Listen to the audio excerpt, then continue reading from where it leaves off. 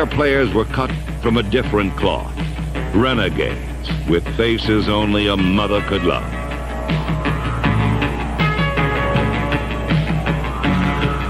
The Raiders cultivated, then reveled in their ominous image.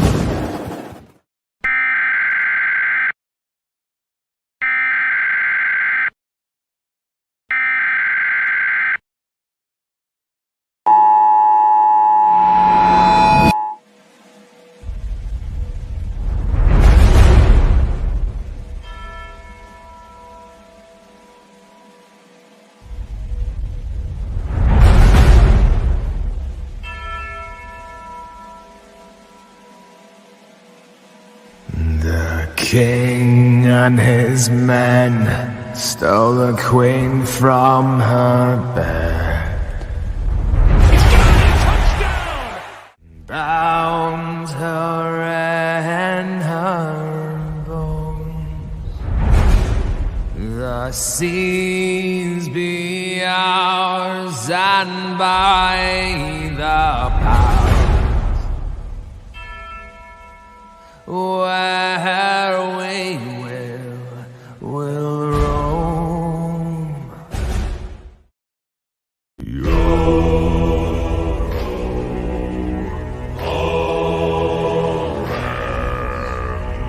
Hoist the colors high, heave ho.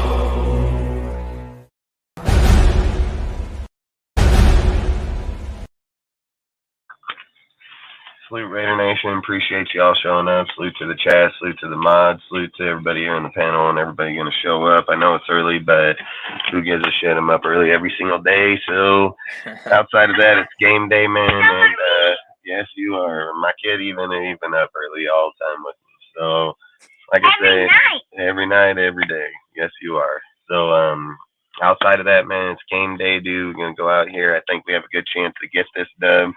I've spoke about it for most of the week. I do think, like, I get it. The Dolphins, good team. They have a good caliber of players and so on. They just haven't played up to the team like they have last year to this year. Like I say, I think it's going to be a great game where you had a lot to talk about. Going to talk about, obviously, us being there, the team, players, stat-wise, coaches, so on. So, like I say, got a lot to talk about. And like I say, appreciate all you guys. Appreciate all you guys popping up this early in the morning. My bad, man. Fuck that message. Outside of that, so basically we'll get started with basically the main subject of the day is do we think that the Raiders can go into Miami and win against the Dolphins? So, like I say, man, it's going to be a tough environment. I don't think it's been a while since Salute Dark. Appreciate you, bro. Been a while since we've won there. I think it was back in 2020, if I recall right, somewhere around that time area. But long story short, man, it's going to be a really good challenge, man. I'm just going to be honest, dude. Like today for our defense, dude, it's going to take a whole entire team to win this, and it's going to take 60 minutes offensively and defensively. I think the defense is going to have to show up probably a lot more than the offense, because this game can get out of control pretty quick if we don't keep a top on it. Aiden, I think for me, I've been talking about it all week. I've been talking about it for the last few weeks. I think that Aiden needs to show up and score touchdowns today. Like, I truly believe this is a game where one touchdown from him isn't going to work unless Josh is scoring like three rushing touchdowns. Then I think it'll work. Like we'd have a better chance at it. But to be honest, the quarterback is supposed to be the leader of the team. This is a game that he should show up in and be able to show the type of caliber of quarterback he can be for this team. And that's something that we need to see too, sooner or later, rather sooner than later. So outside of that, we'll start with Noah. What do you think about, do you think we can go into Miami and get this win? And is it realistic or not? Yeah, I think we could. But the odds, they're obviously very much against us. Miami is a much more talented team at the moment than we are. They just have much more speed on the offense.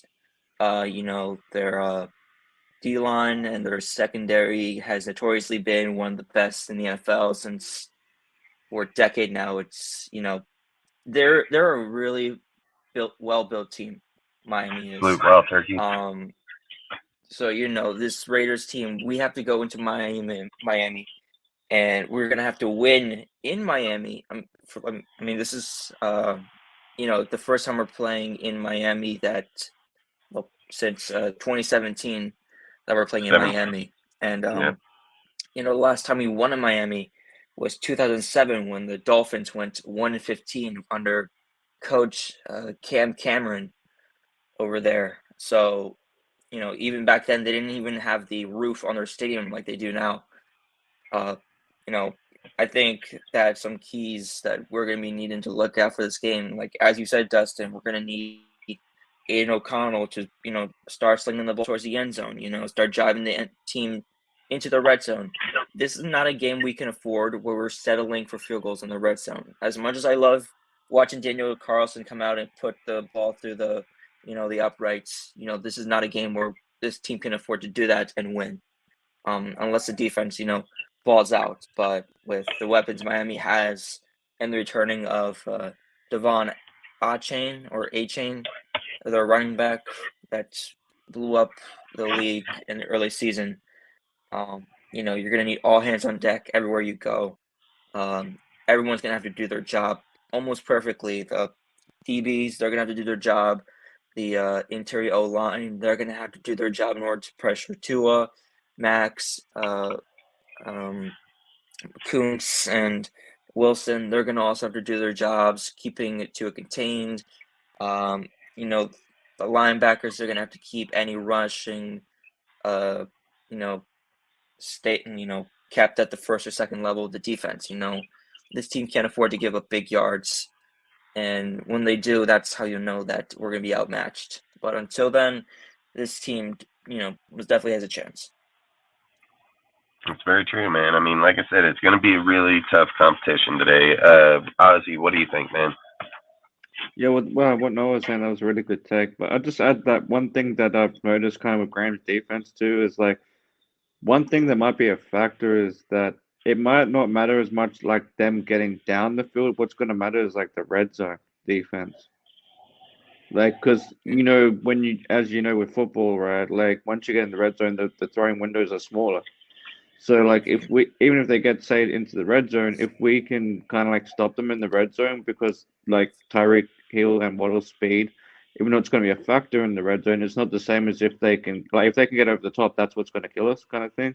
So I think putting like safeties over the top is going to be like a big factor, so that we can limit them just being able to like make big plays in open space.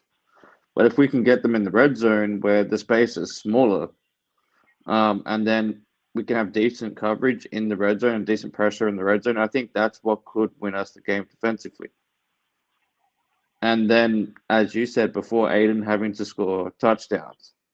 Like, I want to see at least a 2 or 3 touchdown game from Aiden. Like, in this game, if we're going to win this game, I think we need at least 2 or 3 touchdowns from Aiden. And I think another thing is that I've noticed with Aiden, like, he's got some skills, but we need a game from him where it's like at least 250 plus yards.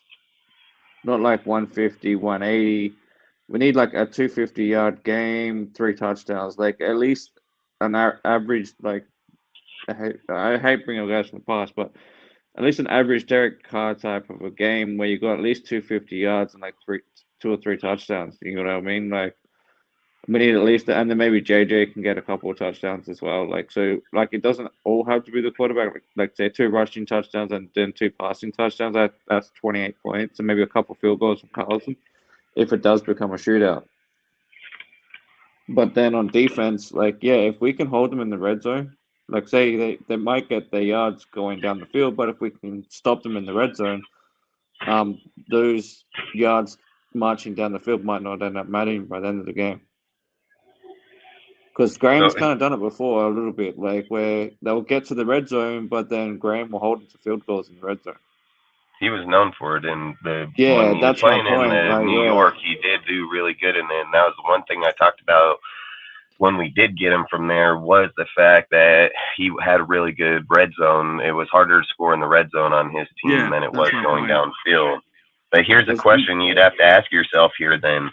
So you're implying basically that you would want us to play more in dimes and quarters and play Yeah, I off think so. the field and give up 20-yard plays at a time, just not to get them down to the red zone. So I then think that might be a factor. this would be a dangerous thing because that would be implying like you are guaranteed that you're going to stop them at the 20-yard line every single time.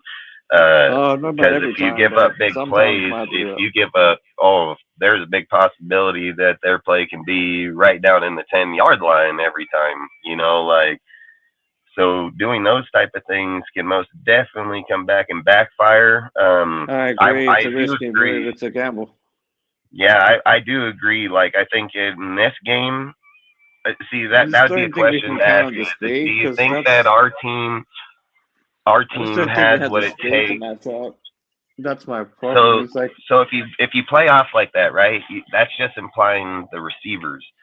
You have a running back. fucking track champion halfback Yeah, sitting back here, and you got monster too. Like, these are not slouch that's halfbacks. why I was saying it might have to be And a mixture of zone and man. Like that's the only thing I can see working. so this would be like the next topic to hop into real quick too. So basically implying if this could be very risky to play off and play on. Like, there's Yeah, going to it have to is. be a very tight borderline because Yeah, that's you're going to that's need my to point. cover yourself over the back. So to me, I think you're going to most definitely have Yeah, it two needs safeties safeties over the top. over the top all day. So two Yep. safeties over the top all day. Yeah, I Then agree. you're Split going to field have the safety or pressure whatever. on the line. You're going to have the pressure on the line that's going to stop the run between those two type of players. But you Yeah, also got to keep DTs are going to be big enough. linebackers. You're going to have to keep your linebackers evenly between that. The halfback can't get too many yards and the receiver can't just get over you and burn you. Then we're looking at the corners is where I've said, uh, with a meat being with coming out of the concussion protocol, is this more of a chance to see who Jack Jones is I and put agree with him that. in Good here call. to be able to see what kind of coverage skill he has. He's played against Miami 3 times already. He's been in the Patriots in the division, Isn't so Jack Jones a 4-4, 4-3 runner? I don't know his time. I'd have to look it up to Uh, be all into those things. I I just don't know. I know he's 5'11", 180 pounds. I do know that. I know where he comes from, but I did not look up his 40 time. was I But think it was, for but the I'm most trying to part, think. for me, I guess this would be the next topic hopping into is That's a one, 4-5-1. and we'll start with Noah. Is do you think that the Raiders defense has what it takes to stop the Miami's run? And if you can't stop the run, it can become a very dangerous thing because with the type of players Miami has, if you start overcompensating for the run, salute Robert Pena, appreciate you, bro. Yeah, 4-5-1. Ben says he runs a 4.51. 5-1. Yeah, so we might need someone else on him then, because like that's not So, like well, and you because I don't really know we need to if got Morik and them are Spine playing their also. job right over the top. The speed will be when you play two eye safety over your corners, you're relinquishing speed. If it's going to become more of gap settings and where people are in between, he has to hit within a certain area at that point. You're Gotcha, not man enough to play one-on-one with him. Yeah, because you're playing them on the zone, so yeah, that makes Yeah, sense. exactly. So with these type of things, these type of things that, like, I would say you'd have to ask yourself and like, again, we'll start with Noah. Do you think that the Raiders defense has what it takes to conceal this run game? Because one, you can see, like in Zach Wilson, even though he sucks, he still has a running style. So once he gets to the outsides or something, our team starts to become vulnerable in those type of plays.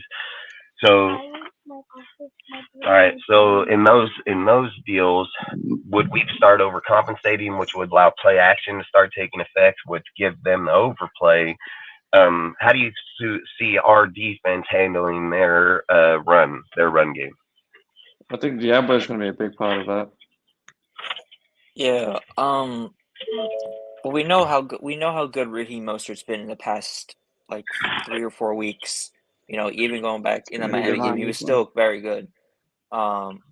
so the running game, even without A Chain, is still has still been relatively above average. They're gonna be missing their guard, I think Robert Hunt this week.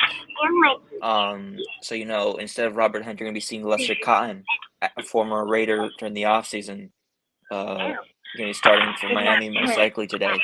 So that's going to be something you're going to be looking out for to see if the run game will be the same between the guards today or between the guards and center. Even without A Chain there, Mostert, if he's was on injury report this week for Miami, I can't remember what. I'll look at that right now. But nevertheless, the Raiders, our own defense has come around to playing really well against the run as well. We have a notoriously good linebacker against the run in Luke Masterson. Obviously you have Max Crosby, who's always playing well.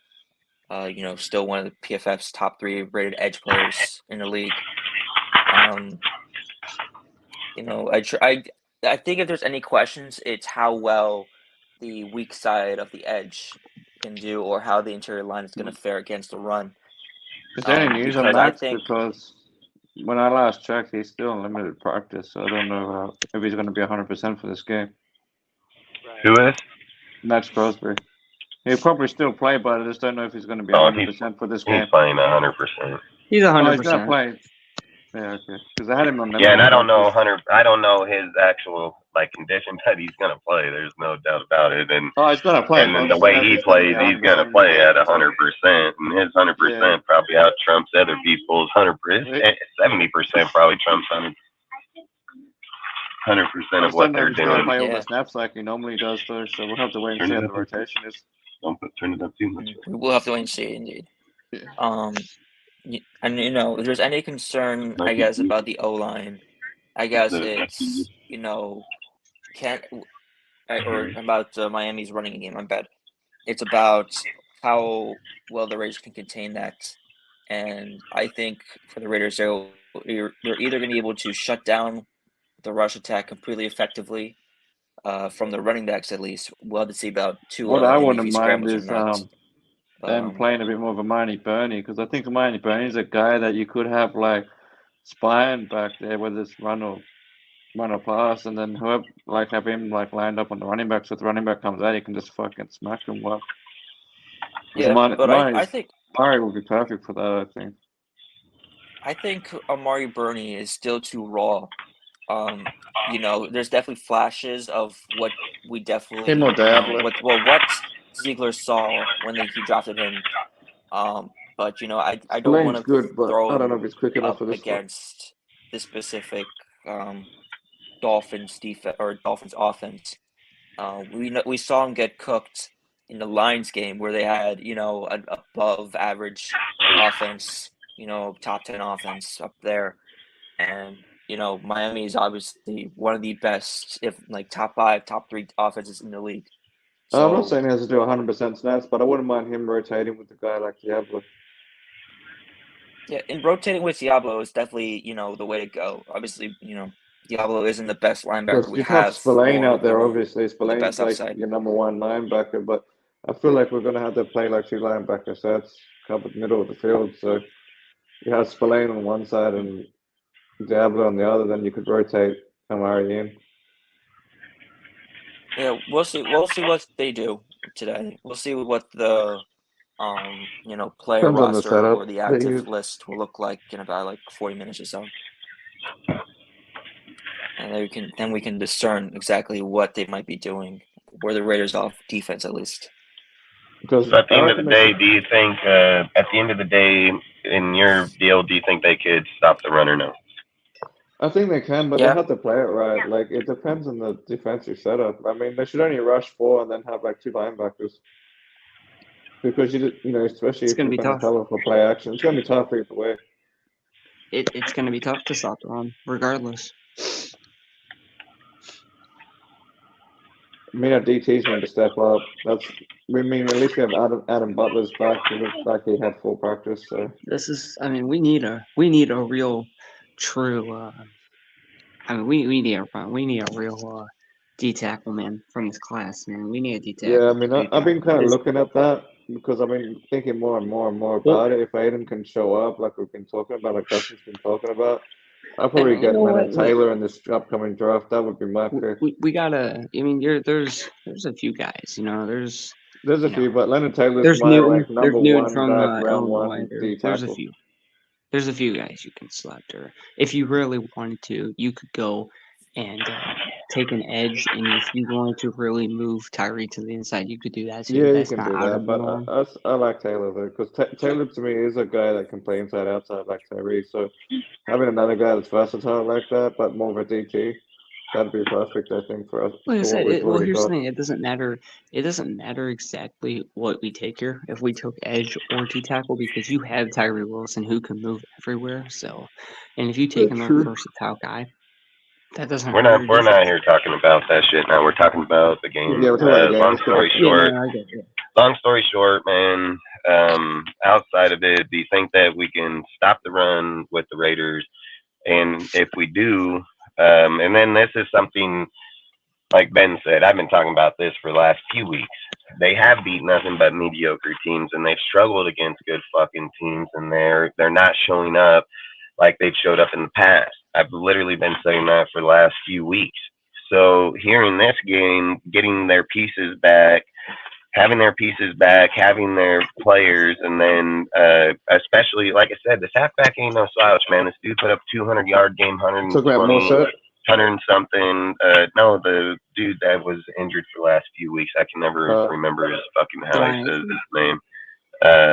Yeah. So, but like I say, when you start putting these type of players here, I've said with the Raiders, if you're going up the gut, and just like here in the last few weeks, and it's something that AP has spoke about, things of these factors is that he has said people like Jenkins and people like Butler and so on are showing up in the veteran style DTs are showing up now, and that's why you're going to see people like Byron and Nesta and them kind of get put to the back right now, because he said whoever shows up in camp, regardless, bi-weekly, that he'll determine who's going to get to play that week. And just because the veterans show up this week don't mean a rookie can't show up this upcoming week, you know. But like he said, for the remaining of the season, it's going to be the people that are more solidified in those spots. So long story short, I just feel like we don't want to get caught being vulnerable on the outside, change up our play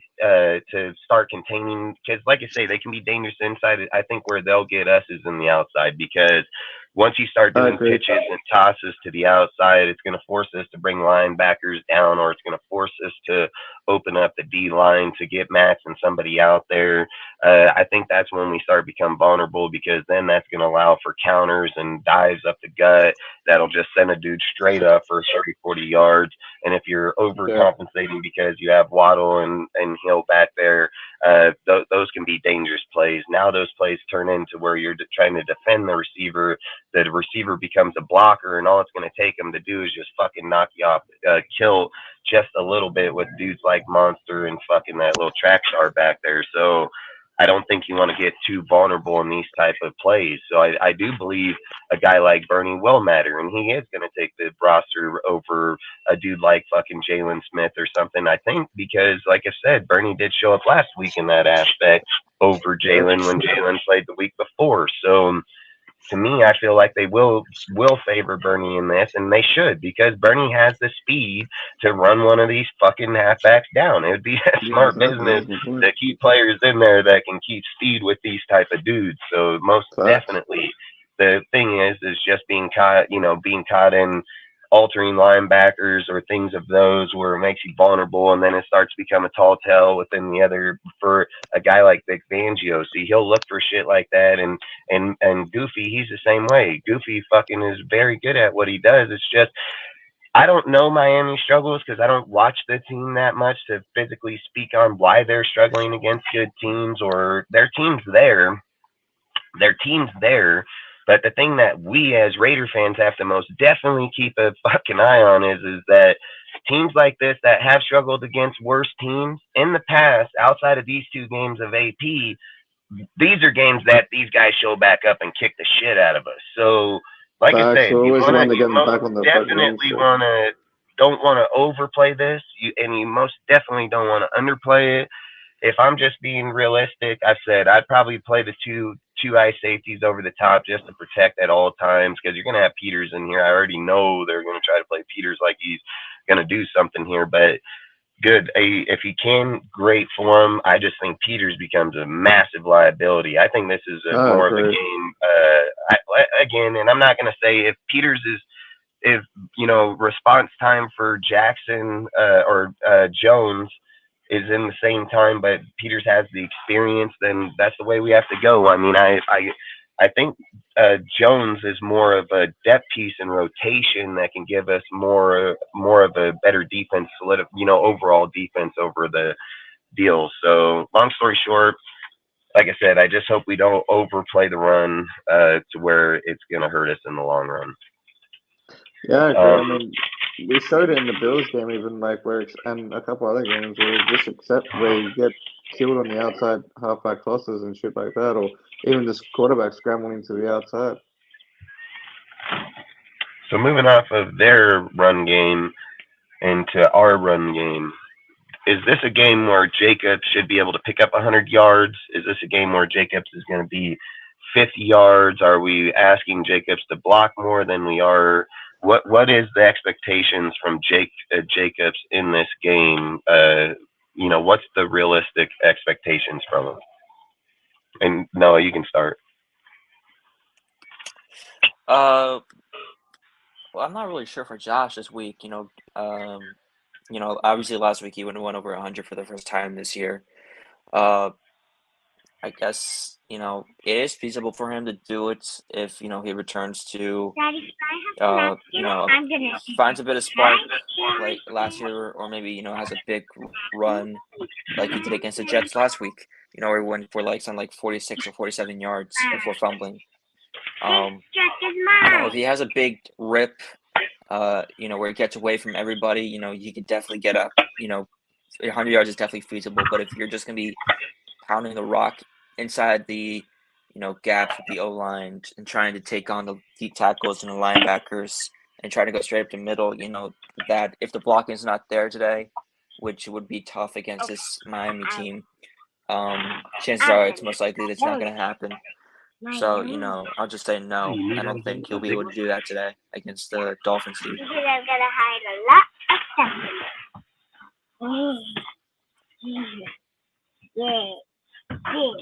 What do you think, Will? What's your take? Or Ozzy, my bad. Yeah, I'm just gonna say I don't know. I think he should be at least around 50 or 60 yards, because I still reckon they got a pretty good D line over there at Miami. I think their defense overall is 12th or something like that, and their D line is still 15th or 14th or 13th, somewhere around there. So they got some players over there. So I think this should be a game where Jacobs still has to be a factor. But I don't know about him. It's not going to be as easy as last week.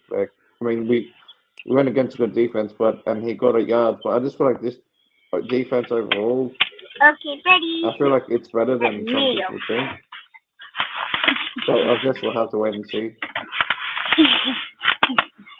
I just feel for me in this game, for one, I think if we're looking at and see, this is something I've been speaking about over the time. This is something I've been speaking about over the last few weeks. Is that these games determine different outcomes game wise. When we played the Jets, it showed for our offense how they're going to play a good defense. So for me to sit and say that the Jets were one of the best defenses in the NFL and one of the best run stop defenses in the NFL. To imply that Josh is going to struggle more in Miami versus the Jets, for me, I'm going to have to probably go against that one. I believe that today should be a game that Josh should still be able to carry it because he played better with Luminor on the left tackle spot than he did with our starting left tackle. So for me, I'm expect Josh to be like 80 to 100-yard game. Like it's gonna have to be because it's gonna have to be 80 to like 120 to be honest if we're gonna be real because he's gonna have to get kind of like how I was saying in the Jets game, you wanted Aiden to come out and open up the offense downfield so it makes the team play off in there. In this one, I think we need to do the exact opposite because you got to look at who the hell's on there in their secondary. In their secondary, you have Javon Holland, you have fucking Xavier Howard, you have freaking Jalen Ramsey, you have three pretty badass secondary players here. So you're not going to want to try to go out and attack field downfield right away because these guys' job, and they're very good at it, is taking that damn ball away from there. So for me, I think you have to get Josh going. You have to start him off. You got to make these guys come down and play in to pick up on a guy like Josh. You got to use Renfro and Carter, I think, in different way, in Tucker, and even in the jet sweeps and motions and things. You're going to have to get under. You got to play under. You got to get these guys to come down.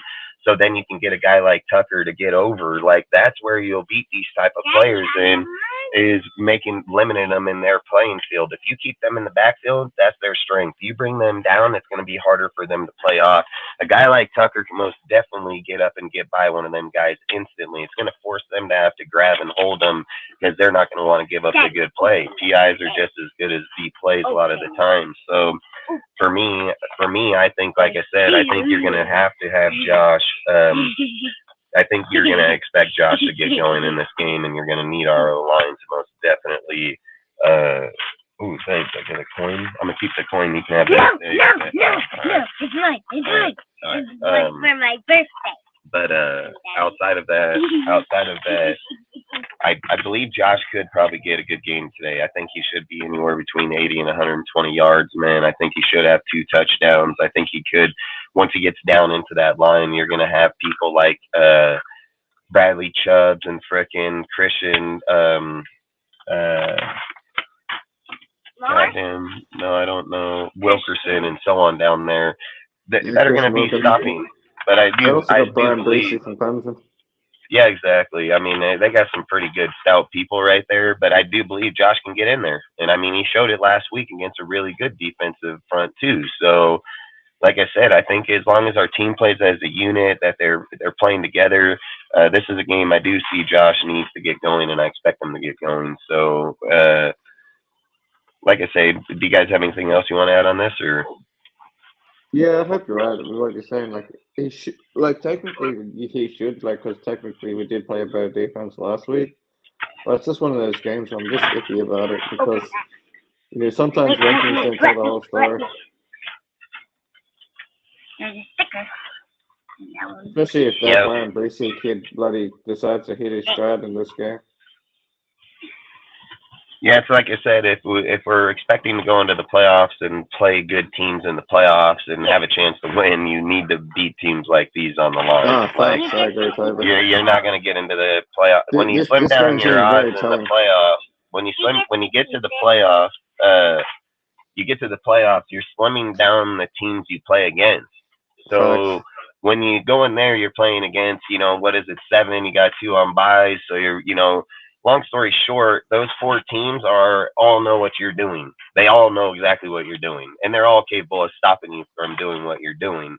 The teams that usually overpower these type of teams in the playoffs is either one, they can do one thing better, way better than they can, or they're a mixture of both, and that's where it becomes harder to stop. And it's usually the mixture of both is what ends up winning Super Bowls. Good run game and pass game. Yeah, and defense too. Like you have to have it on both sides, so you have to have it both ways, not just one way. I've said it. Yes, defenses win championships, but offenses do too. So it's crazy if people just take away what NFL teams have been doing the whole history of NFL being played, and offense has been a massive part of it and still is. So, like I said, I think this game is in Josh's favor.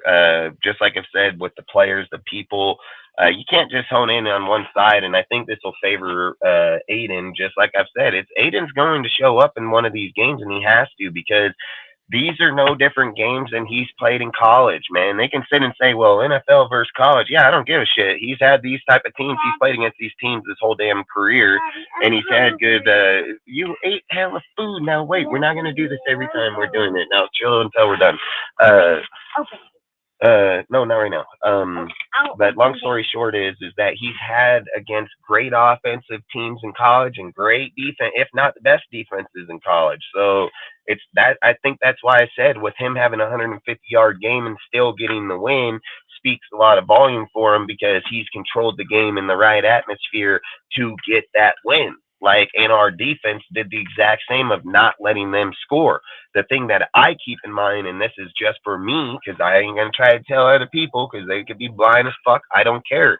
For me, when I watch the game, I look at how we struggled in certain things, and I say, hey, if Rodgers was in that bitch, just like he's planning on coming back in December, so if we play this team going into the fucking playoffs at some fucking point, which I don't know if it's possible or not, which it probably very well is, I'm not going to sleep on that. If Rodgers was in that spot, he would have made that play. I'm not going to do that shit. Like, when I look at that shit, that's where a good coach should be looking at that. So when they get out of that game, they tell them, like, okay, hey, we played a good game. We won the game that we played. There's no doubt about that. But you cannot be blind to the fact that you may be playing fucking Rodgers come to that playoff, and he's going to be a whole different fucking ball game. Way different. Those shots on the corner line there that couldn't do shit, he's going to hit those fucking deals. Like, the game's played different then. And that's all I'm trying to say is like I said in that game, I was looking at how our offense feared against their defense. That's 100% the only thing I was paying attention to, because in this game, it's more of a tell on the defense. That's like if Rodgers played in that game. Now, we don't have Rodgers over there in that game to see that. So if Rodgers was there, it would be like the complete game because of the fact that you're playing an offense and a defense. But the fact that Rodgers isn't there, you can't be fucking blind to that and just say, oh, we beat a good team. Now you beat a half-ass team. Great defense, shitty offense. Like, and even that shitty offense, Garrett damn near still hit 100 fucking yards, and Wilson still damn near came back through a fucking Hail Mary at the end of the game. That's something that could happen here today, for we're damn sure. So for me, like I said, offensively is where the defense is going to be challenged today, like massively. And don't get me wrong, this defense on paper is good. They just haven't played to the caliber of what they can be like the Jets did. And that's all I'm saying. It's a different type of game where we should be able to see Aiden played a great defense, so I don't think he should have I think where Aiden's problem would be today is throwing into double coverage or something, trying to press on Ramsey or them. I think that could be a mistake. I think if you can get him playing down, get a few passes over here, Ramsey will bait your ass, bro. He'll bait you like no one's business, and he'll pick your ass off. And Howard is just as dangerous, dude. Like I said, I think they're probably the best cornerback group in the NFL, in my opinion, name-wise and player-wise. They're probably two of the best to do it at their spot, so can't sleep on them. Javon Holland plays in the box, slot, safety. I mean, this fucking guy plays all over. He was one of my favorite players, dude. Like, I love the hell out of that dude. I actually wanted us to get him, but Daddy, can't go off what is. And but outside of that, like I say, man, we'll have to see. So I think for getting into the next topic, what do you think as an offense as a whole against Miami? How do you see us? And we'll start with Ozzy and then go to Noah. But what do you think as an offense? Do we have what it takes as an offense to beat Miami? I think we do, but we have to get. I feel like this is the kind of game where we've got to get Tucker and Mayer involved more. That way they can't lock in on guys like Adams and Jacoby. I mean, we started kind of doing it recently with Mayer with a touchdown last week, and then we've kind of gotten Tucker involved in the play here and there. But I want to see more out of Tucker in this game. Like, there should be chances here, because we're not playing as good as a defense. We are playing a good secondary, but I mean, if we can get there. Can I have one this time? If we can get their DBs to come down because Josh is running well, like you were saying, if we get their DBs to move closer to the line, that's going to be opportunities for Tucker to get involved. But it doesn't necessarily have to be like deep shots. It can be like slants, it can be end arounds, it can be jet sweeps. Like, we just need to get other players involved more to open shit up for guys like Jacoby and Adams, I think, in this game, because I feel like Rams in that, like you said, they got one of the best secondaries in the league. They're going to be all over Jacoby and Adams all game, I think. So that means we have to get guys like Mayer involved. We have to get guys like Tucker involved in this game. That's very true. Very true. Because I feel like they're going to lock down Adams and Jacoby in this game, to be honest. Like they'll still get, Adams will probably still get his to an extent because he's Devontae Adams, but it's going to be tough getting to those guys. They're kind of going to do what Bill Belichick always does. They're going to take away our best players. And I think the guys they're going to take away most of all is going to be Adams and Jacoby. What do you think, Noah? I'm sorry, what was the question again? What do you think is our offense as a whole? Do you think we have what it takes to beat the Dolphins defense? Yeah, I don't see a reason to doubt the offense this week.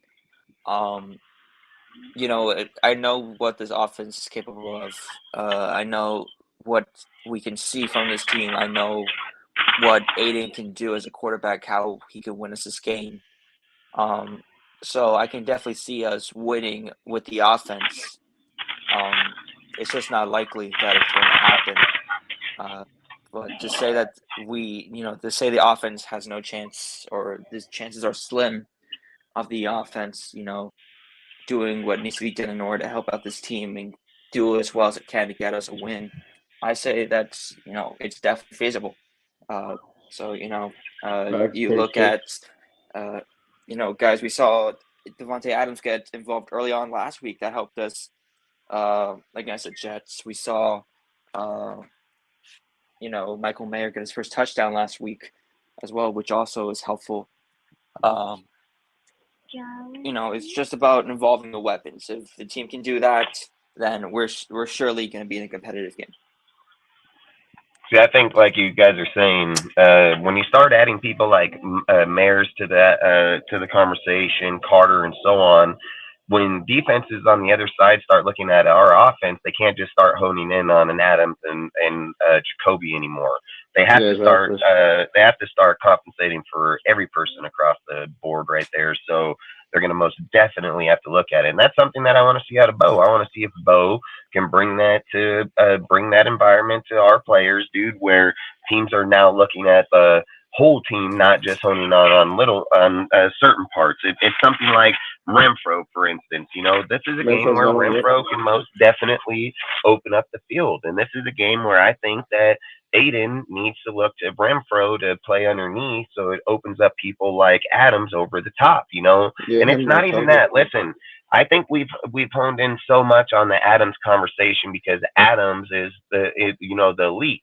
But we can't be blind. Like Jacoby Myers is a fucking beast, bro. And this dude gets open in the field, and the type of blocking that this dude brings to our team. I mean, I posted the clip in the Death Star report of the one where the one where Jacoby's blocking the DN. He just fucking knocks the shit right out of that guy, right off of. I don't have coloring cams, so no.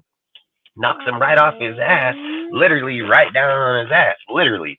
So I think Jacoby, he offers a lot to the team, man. Blocking, player-wise, he's a dangerous receiver for this team, dude. Like I've said, I think when you're looking at our team as a whole, it's back there. So look, as a whole, I think the more that Bo gets comfortable and Bo can start distributing the ball evenly across the board, is where our team will get dangerous and become even more dangerous. And in a game like this is a game where you need to start testing this. For instance, and I always hate to result back to like a Derek Carr conversation, but it's the only way we can have a conversation where people can see it. I don't care he's not here. I don't want him back. It's nothing like that. But what I would say is in a game like this for Carr, he would have, for instance, in the first quarter or second quarter, this is a game where you would see Carr distribute the ball to like fucking 9 different players. He wouldn't. Yep. This isn't a game where you'd come out and see that Carr has fucking 8 throws to fucking Devontae here. He wouldn't do that. He would have probably like 8 or 9 different passes to 8 or 9 different players. I think that's what's going to open up the game, dude. What's going to keep people like, oh shit, can't just keep guessing on this guy. And I think that's something Bo needs to take in effect when you play teams like this that have the defenses they have. Is you kind of need to pay attention to that offensively as a play caller. So that's kind of what I would say, you know. I agree. I want to see more use of like Mayer in the middle of the field or out routes and stuff like that. Hey, Mayer and Asim, dude, up the gut here Or would be seeing, fucking up the gut, ruthless yep, here, as well, yep. right over the top and inside the red zone, man. I mean, Mayer here Facts. today, he can eat up a team like this because they're gonna have to play. You gotta have dudes like I said, you'd have Javon down in the box, dude. You're gonna have fucking Ramsey and frickin' Howard Howard on the outside, dude. on And the this is outside, a yep. spot where the linebacker is gonna have to play a zone where he's going to be neutral, man. So he can't be too far over. He can't get too far under. They'd probably keep him in a single high safety set. And Yep. this is the perfect spot where once you meet that gap between the linebacker and that safety, bah, right on him, dude. Touchdown. I mean, like I said, I can see Mayer, and again, and this is something Aiden has to get to the point where he sees these things. And then not only that, this is a point where Bo Hardigree has to be able to see that if seams ain't working, then you need to go to pylons, and if pylons ain't working, you need to go to post. You know, like there's a lot of different ways that you can change around one individual player's play set on the field to make him more dangerous. It's when you just hone in on the same one is when you become dull. So I think in this type of game, you're gonna need a lot out of Bo play caller wise because Vic Fangio ain't no fucking slouch, and his players ain't no slouch, and we can't keep saying, well, Aiden's over here and he only gonna get one touchdown or only getting 20 points because the teams were playing. Bullshit. There's teams that'll go out there and put up fucking 30 on these guys, dude. So I don't want to keep hearing those conversations because we're not gonna win every one of those types of games. Like you're going to get into games where you're going to need your quarterback to fucking score points. That's why teams get, when they come to them, they're like, hey, I gotta watch out for Mahomes like every fucking game. And as much as you don't like Herbert or don't like Russell, you still have to fucking prepare for them. You know what I mean? Like you can't just go into those games blindly. And you don't want teams to come into us like they were doing like Jimmy. They don't give a fuck about the most important spot on offense. They can care less about the quarterback. They're like, this guy's garbage. So we don't want Aiden to get to the point where they're not respecting that he can't score points. You know, we need the teams to know that this guy is just as dangerous moving the ball downfield as getting into the red zone. And that's something that they've been practicing all week this week is red zone threat. So we'll see how it goes. Another thing Outside I want of to see that, from Bo, because which we haven't seen enough of in my opinion, is that if they do move their safeties and that down, like if they try and stop Jacobs, I want to see Tucker on slants and shit. I mean, Tucker's time, I think, is going to be built like, I think Tucker is going to be just like Ruggs.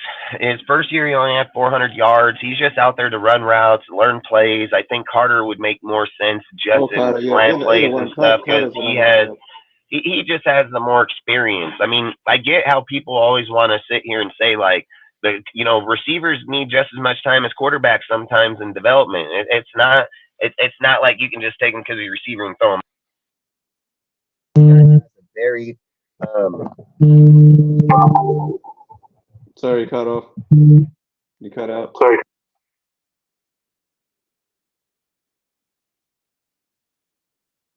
Yo. What happened? I think so. You still there, Noah? Hello? Seems to be experiencing technical. Oh, you can hear me? Yeah, I think. Yeah, I can hear. Dustin has some technical difficulties, so you're still good. Oh, here he comes. Yeah.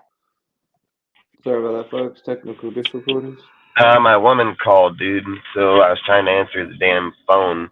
Okay. If it does it again, I'm answering the call. You guys just keep talking. But long story short, did it cut you guys from the show? No. Just you. I think. All right. No. With me, she was trying to call, so I tried to answer the call. But long story short,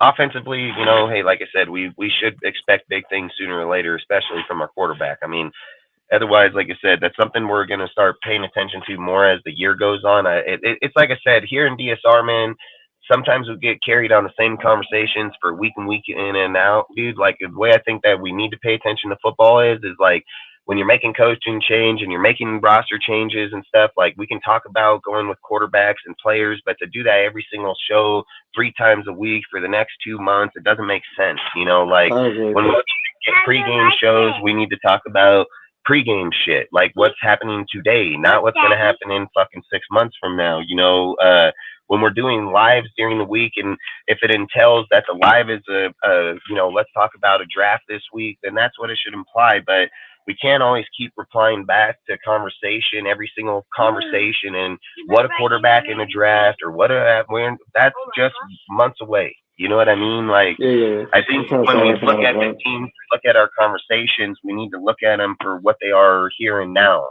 When we get towards the end of the week or year and we're in the last 2 weeks, we're not going to make it.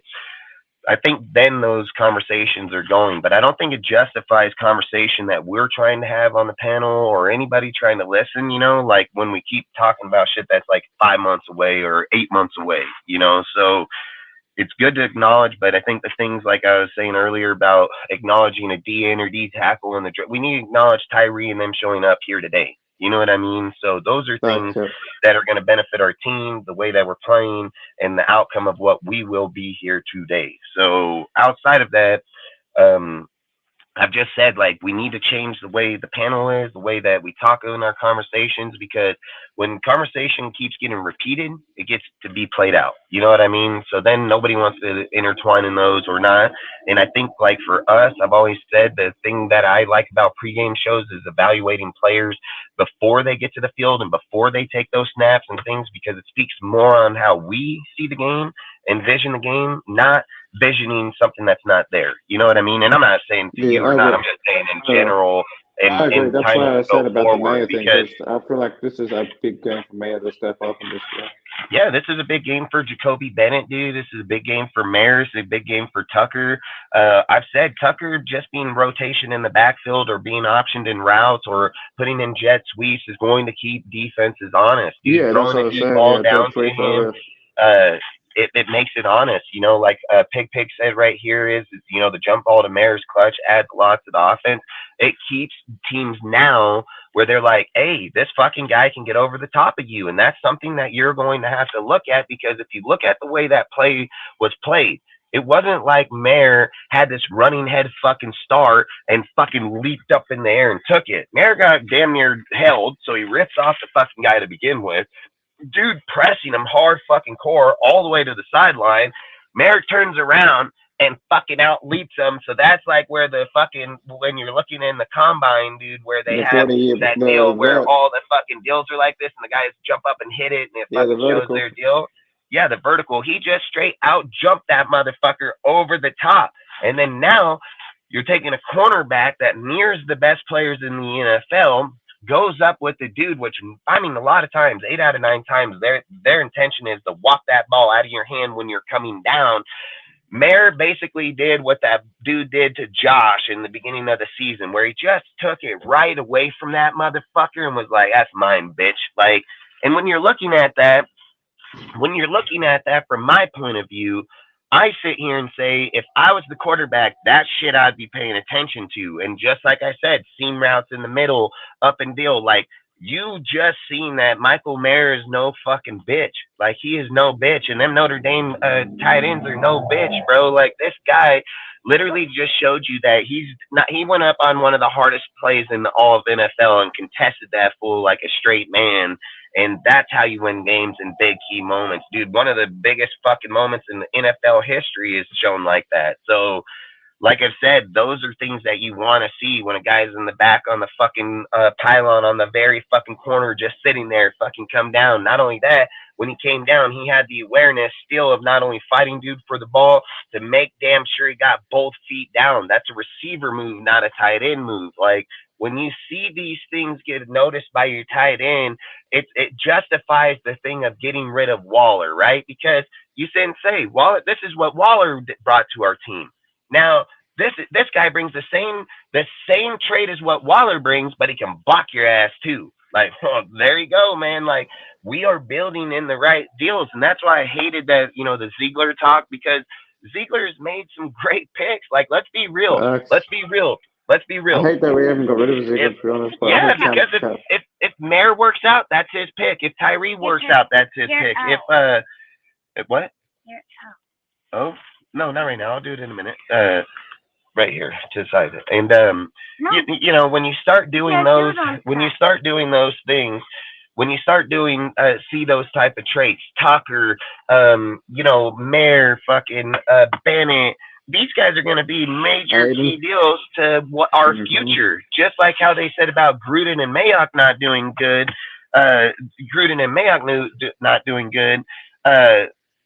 Some of their draft picks is our core of our whole entire team. You know what I mean? So I don't like in those type of deals. But the thing that I do like is that look at our future with those type of players, and they're showing up, dude. We're not sitting here waiting and saying like, damn, man, no, you put too many. It's only 3, 3, 3. It's not fucking 20. But like those are things that I'm kind of excited for, and that's where I say in like this type of game, Tucker becomes more dangerous the more accurate Aiden becomes in the system. Because when people see Aiden's accuracy, that's when Tucker becomes very fucking dangerous. Right now, Tucker's job against defenses that are good is just to keep them honest and back. That's why you keep bringing them from motions. You send them in back routes. It tells an experienced quarterback, is this or this defense in fucking man? Is this in fucking zone, dude? It starts to tell certain things. And if you're trying to educate Aiden on just putting him out there in the offense and playing these defenses and see him pressing down on the fucking line, and you don't know if that dude's if you don't know if this linebacker is gonna jump up, and guess what? In this play, your hot route is a goddamn fucking slant that goes right behind this fucking guy. And if you're playing the fucking play stupid, like a dumb player would, he would hike the ball and throw it to this guy, and this dude would jump the route and pick your ass and probably go for 6. So what you do is, in these cases, is you send fucking your hot route in motion to the opposite side of the field. It either creates shift because they're in fucking zone, or it creates the player that sits in that corner to pick the fuck up and stay with that player going across. Tells you he played in man. And if the line shifts, why he comes with them, telling you that he play man, they play zone. Like, it tells a tale of where they played. These are things Aiden needs to kick and be able to learn. These are things that Aiden needs to get better at, and it's something in this type of game it needs to go. I put X, fool. And outside of that, do you guys have anything else you want to add to this topic, or we can move to the defense? Is what I want to move on is to the defense. But I don't know. Noah, did you speak on this or no?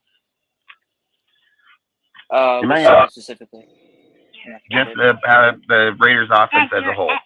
Oh yeah, I did. Yeah. All right. So basically, I want to switch the topic from the offense to the defense, and we'll start with you. Basically, how are you viewing this defense against their offense, basically? Okay. This is not, this is. I feel like it'd be disingenuous to say that my confidence existed at all against this against this Dolphins team. This is going to be a bad beating. The best case scenario, we give up, 24, 25 points. That's my honest view on how this defense will play. And I guess that would be a good, salute, James. Appreciate the Dolphins, considering the defense as good as the Chiefs last week allowed 14 points to them, or 2 weeks ago, whenever they played in Germany. So, if we allow Miami less than 25 points, that's a victory for us, in my eyes, for the defense at least. I know people are going to say there's no such thing as moral victories, but, in a league with an offense as good as that, I'll be very happy with this defense allowing less than 24 or 24 less to the Dolphins offense. We're going to play it, so don't do that. What do you think, Ozzy? What's your take? Defense as a whole? Thank you. I won. I think we do have some of the pieces. It just depends how we scheme. Like it's going to be a scheme thing. Because like I said, I'm really worried about Miami's speed. Like I feel like their speed is a big factor on offense. I told you. But I think the main issue is how are we going to stop all that speed, or how are we going to cover all that speed. So, like I said, it's going to have to be a mixture of man and zone. I think like a hybrid defense. Which Graham is known to run hybrid defenses, so it could work in our favor. You just want to go in the store, and we're not going in the store. No, I just want to go. So, I know you do. All right, be quiet. Pack of food. No, be quiet. We're not. All right. Yeah. So I do think like it all depends. I think we need to have like 2 linebackers and like Don't touch my. only like run 4 on the line in this game, because I think we got to be very careful how we blitz in this game, because if we send so many blitzes, they're just gonna beat us straight over the top with either heel or whatever, or more set. So 'cause I don't want it to be a case where if we bring a linebacker into blitz and then they run more set behind, and then more set takes it to the freaking house, like. I just hope it ain't a game where Goofy thinks he can just slay us in the receivers. Like, that's all I would say. I told you, not right now. Sit back and play your deal for a moment while we talk, all right? And make sure you don't write on my fucking I think we have to spray that on. They call that split field Where's safety. the lid? Are you drawing or no? All right, let me see that. Watch your tablet for a minute. Thank you. I think that's what they call it, isn't it? A split field safety look, like where we got 2 safeties at all times, covering half the field each. What is it? Right underneath there. 2 eye safety look. Yeah, like we got 1 safety on each side of the field, covering half the field. Yep. I think we have to play that the whole time, and then have like 2 linebackers and like four defensive linemen, and then I mean, like I say, I think the defense, man, is going to get tested here today for sure, man. Like, I agree. I truly believe that. One, man. I mean, if we can hold them to 24, I'll be happy with that. Like.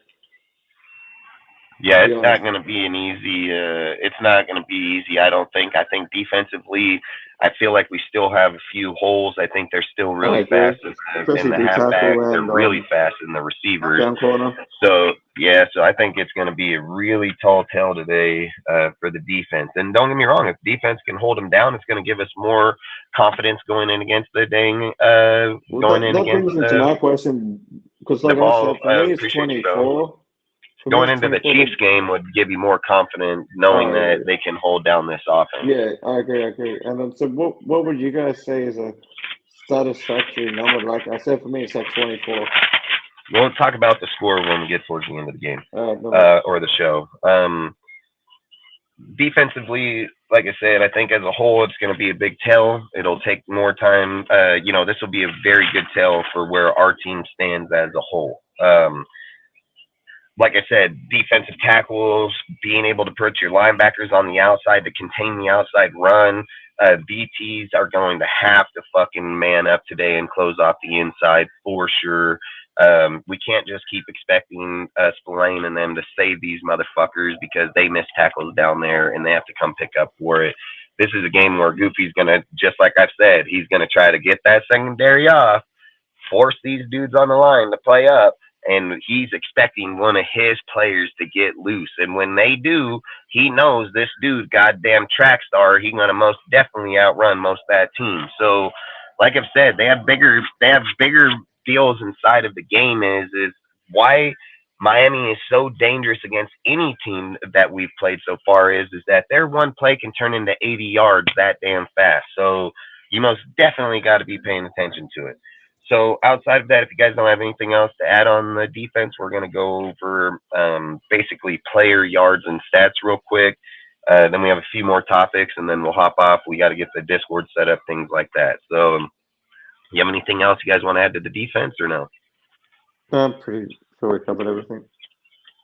Actually, hang on. Before we go into the next topic, the inactive list was just released. All right, let's get it.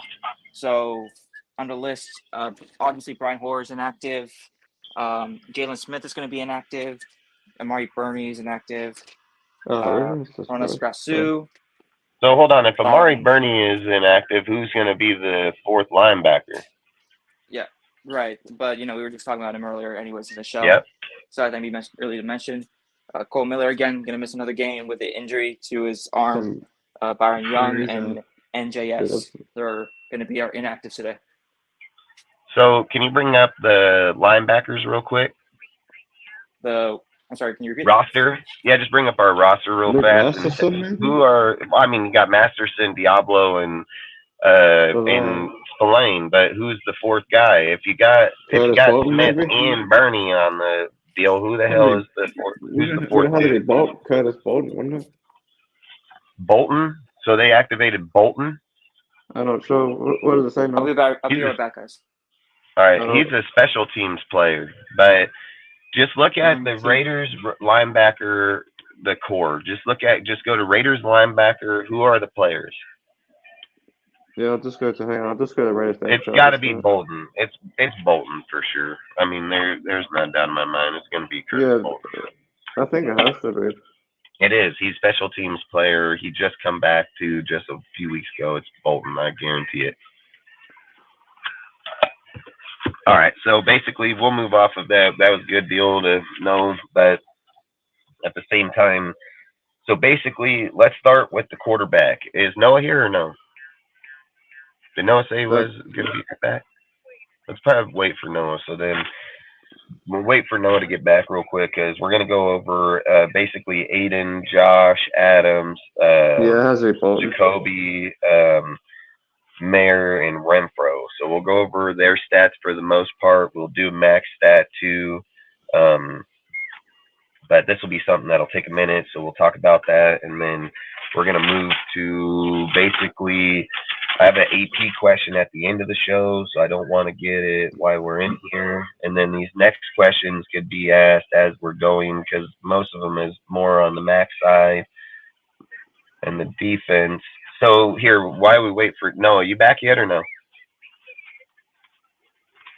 All right, so basically just a question to you. Do you think our defense, with the way that it's been playing over the last few weeks, do you think we're going to pick off Tua today? Do you think the defense gets an interception on Tua today? I think we can if we get pressure. Like I think it all depends on interior pressure in particular. I mean, because we know Max can get pressure. Tyree's gotten pressure. Like despite what everyone else might think of Tyree's gotten plenty of pressures over the last few games. So I think it really depends on guys like Adam Butler's should be back. So it depends on guys like Adam Butler getting pressure inside. I mean, if Tua can't just scramble out or step up in the pocket, and we can get pressure, then I think we can create a turnover. I believe Morrick will get the interception today. I think so too.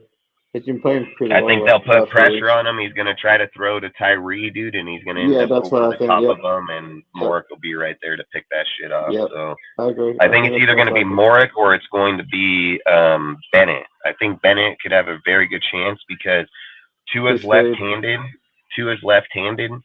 So I think his will be more to this side. The thing that you have to keep in mind is even in motion running, it's going to be to that side. A lot of times quarterbacks don't like throwing back over themselves. They like to throw in front of themselves. So, like I said, I'm going to say I think it's going to be on Morrick's side or Bennett, one of the two. And then depending if Jack Jones is over there, one of them, but I'm more going to pick on those two. So to ask you, Noah, do you think that we'd pick off Tua today or no? I think we could. I get, if Tua plays like he did against Kansas City, where he's kind of sloppy and looks like he's pressured and panicked, we can definitely get an interception or two off of him.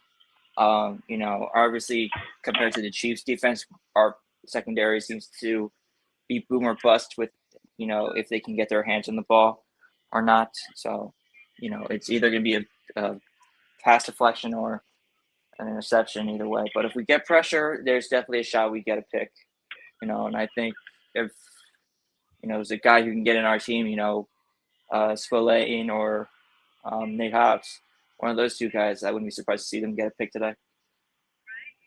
Nice. So to hop off of this subject and we're going to go to yards and stats real quick. So basically we'll start with Aiden. I'll ask you, and then obviously it'll be Ozzy. So we'll just do this through the whole deal, so we don't got to keep going back and forth.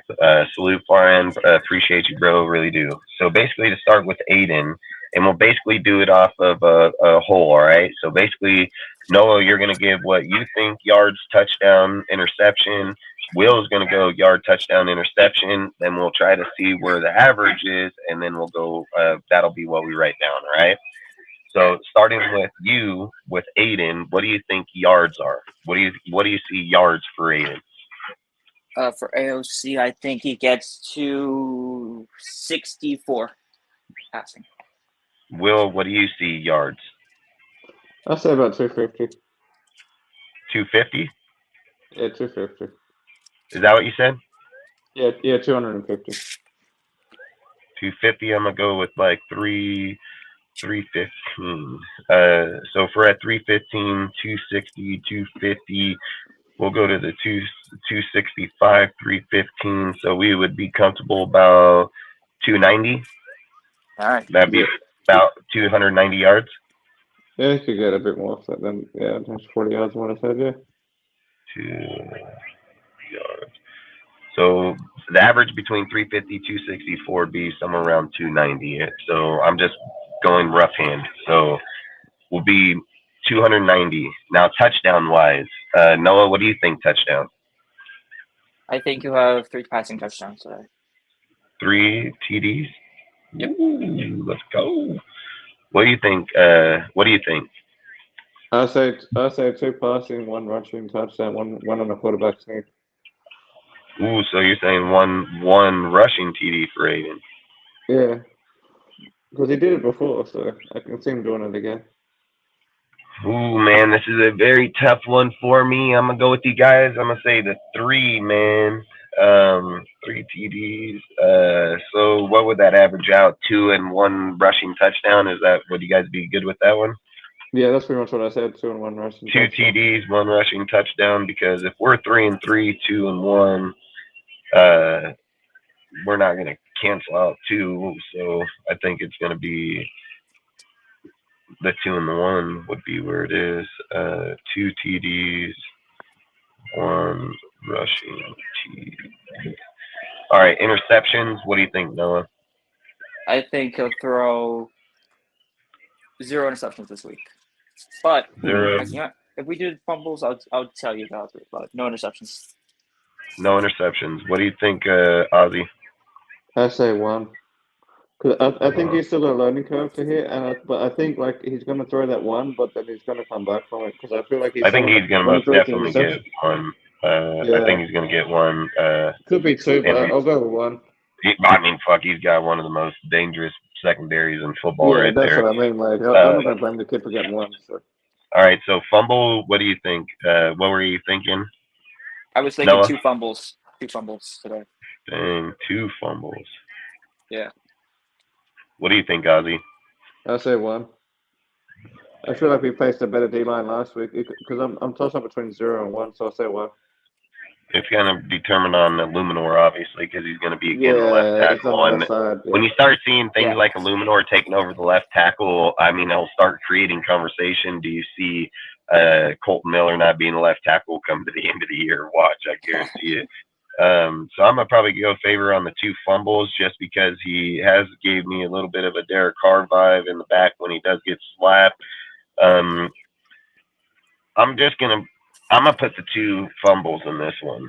I think I'm gonna say 1 interception, 2 fumbles. I gave the interceptions favored on I gave the touchdowns the favor on 2. This time we're gonna give the favor on the. What's Parham's? Actually, now that you mention it, what's Parham's thing for this game? Because he was unlimited too. He's active for the game. And what about Greg Van Rotten on the other side? He didn't say inactive, so he's active. When I was looking at it, it said unspecified earlier. Well, if he was not going to be on there, he would have been in the inactive list. They would have put him in inactive, and then they would have activated dude like Moody or somebody of that factor. And speaking of that, was anybody activated? This past week, DJ Turner was activated. I didn't see him on the inactive roster, so he's probably playing. We heard that Curtis Bolton was going to be activated. Yeah, he's a fourth linebacker. All right, so just so we all on Aiden, we're settling for 290 yards, 2 touchdowns, 1 rushing touchdown, 1 interception, 2 fumbles. That's where sounds we're about putting right. Aiden today. Does that sound good, Noah? Yeah, that sounds fine with me. All right, so Josh Jacobs, what's your yards for Josh? Noah? 84 yards rushing. 84. What's yours, Will or Ozzy? Yeah, I was thinking about what you said earlier, so I'm actually going to change my take a little bit because I did say less earlier, but I'm actually going to say, yeah, we did play a good defense last week. He played pretty good. So I'm going to say 124. 124. I'm gonna be up in the hundreds too, so I'm gonna say like one. I mean, I can go with the 120. Let's just even it out a little bit. So if he's 80, he's 120. That's gonna be 100. I think 100 would. It's like 100. Yeah. You average all 3. Yep, exactly. So I'll just be fair. I'm gonna just slap 100 down in here, and we'll go with 108 yards. I think that'd be right around perfect. All right. 108 yards. That's just rushing. Do you guys think he gets any receiving yards? Yeah, I think he does. All right, what's your receiving yards? 26 receiving yards. Ozzy? I'm going to go a little bit higher. I'm going to say 46. 46. Put us right around 36. I'm cool with that. I'll do 36 yards. So we'll do 36 receiving. All right. Do you see a receiving touchdown? Yes or no? No. All right. So do you see a rushing touchdown? I say 2. I see 1. So yeah. So if he's got 2, I'm gonna say 2 for him too, man. So I'm gonna put 2 TDs because I think if we need around 28 points, and if we got Aiden up here 21 with rushing and 2, and we just take away 1 pass, or just say we take away the 1 rushing, we're at 27. So if we minus that, it'd be 21. So it'd be. I do see 1, but god dang it, man, being down there in that goal line, man, I think he can push in there easier and pass. The other thing that's going to be interesting is we got rid of Jacob Johnson. It's going to be interesting to see Jacobs. I think it actually I'm putting 2. It actually favors them, to be honest, because I've said it. Yeah. I think it favors them because of the fact that he doesn't become predictable in single back eye formations and things like that. Because without when you have the fullback, they know you're going to run. Yeah, exactly. He's the Waller of the offense now. I feel like that's why they got rid of him, and I think if we do get a fullback again, it's going to be more the Alec Ingold type of fullback again. So if we go with him 2, Aiden with 2, we're already kind of looking a little. Okay, I'm gonna adjust Josh's according to how we look at the receivers. All right, just so we know, I'll adjust Josh's touchdown to how the receivers' offense looks. Okay, because we don't want to end up with like fucking 2, 4. You know what I mean? Like, and we only got a quarterback with fucking 2 touchdowns. So yeah, because it's going to vary depending how the game is played. But I reckon we could probably even say that Aiden and Josh get 1, and the receivers are going to get 2. I think like Josh has a better chance of getting 2 because of being down in the goal line, kind of like in the Jets game, where he's going to punch it in there. So that would be the only reason why I would favor Josh in there. And the way that they're bringing the energy with Josh, and the way that they're starting to run behind Josh. So, and I don't think this front is as good as the Jets front. So to indicate that they're going to stop Josh like that, I don't know about that. So for me, let's finish out Josh's. So long story short, I just put 2 touchdowns for now, but I will average it according to the receivers. Do you think he gets a fumble? Do you think Josh ends up with a fumble today? No. I'm going to say no today. I'm going to say yes, 1. All right. I called this last week. I said this in last week's live in the start, and he ended up with 170 yards downfield right by the goal line. So I've said I feel like Josh gives me Derek Carr vibes, dude, sometimes in big game sections where he tends to do this, okay? And it's not a knock against him. Anybody has these ills, but he tends to have it more times than not lately. So for me, wait, sweet to bring, sweet to bring, pioneer woman. My woman's crazy. She always be writing crazy shit. I'll be back in a sec. My phone's playing up. One more time. What did he say? He said his phone is acting up or something like that.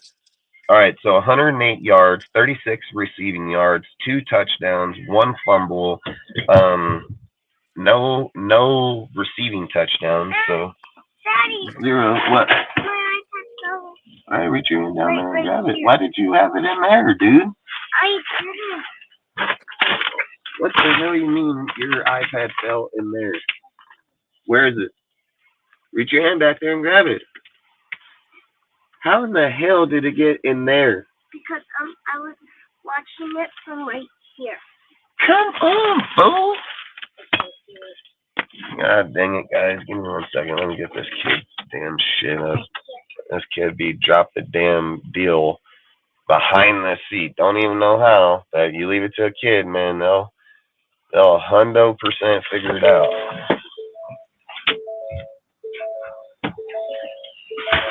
I swear, dude, and it's freezing that cold out here, kiddo.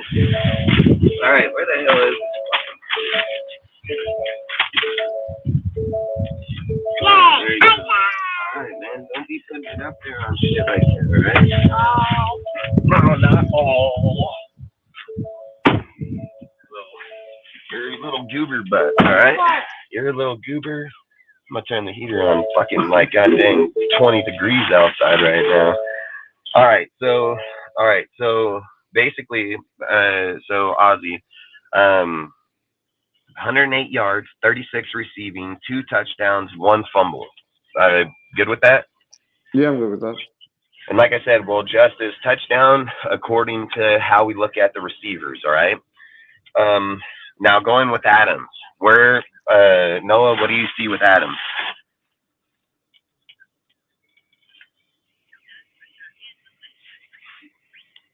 Yeah, Noah. Yo, you there? Yeah, yep. Okay, what was it? I cut out. Adams, what do you see him receiving? How about 161? Woo! And I picked 100. You pick 100? All right. That'll be my pick. You want to pick? That'll be my pick. 200. No, that's a lot. You think 200? Dang. All right. What do you think, Ozzy? I'm gonna go a bit less than you guys just because I think they're gonna try and lock down Adams in this game. I'm gonna say 80, around 80. 80 is 160. So it'd be 40. It'd be 120. That's kind of where I'm thinking the 120, 130 mark.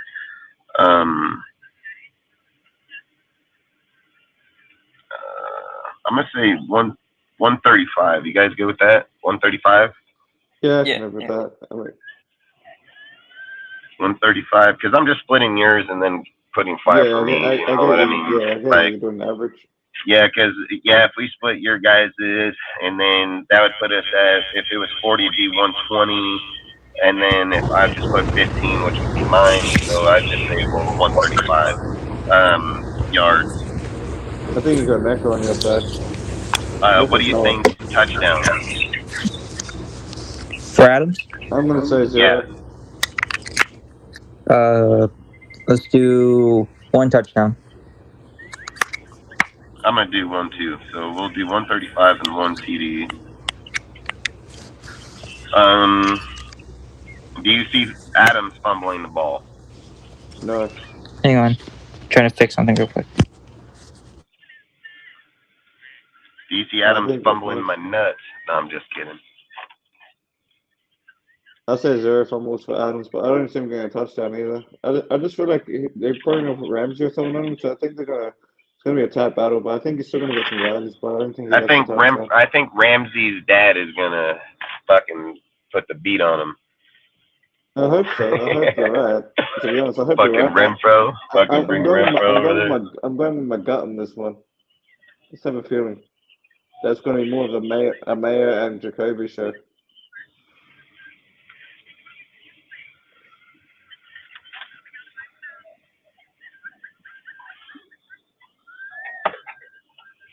You know, I think that, but I also think like if you look at the defense on the Jets, right? The defense on the Jets, the way that AP and them schemed it, they attacked Sauce and them instantly. Like they weren't fucking around. So to sit here, and Sauce is one of the most elite corners in the NFL, period. So, and that's just in 2 years. So to me, I don't want to be giving Ramsey and Howard too much credit when AP's already showed that he's not afraid to go after those type of corners. Like he didn't have a problem attack. What did he attack fucking 13 times? Is that what he gave Adams the ball 13 fucking times? So yeah, I feel like we can't do that in this game though. I think that's what they're gonna think they can, but I'm not gonna. To me, I'm not gonna. That's why I'm in favor of the 135 because I think Adams will get the ball. And don't get me wrong, I think Jacoby's going to get the ball too. That's kind of why I wanted to favor Adams in higher yards here. But we'll see here. We'll see if the yards and shit even come close to what we indicated Aiden, all right? So just to get back on it, Noah, 135 in yards, 1 touchdown. Do you see a fumble or anything of that factor? No. Not from TJ. All right. No. So we're not even going to put a fumble.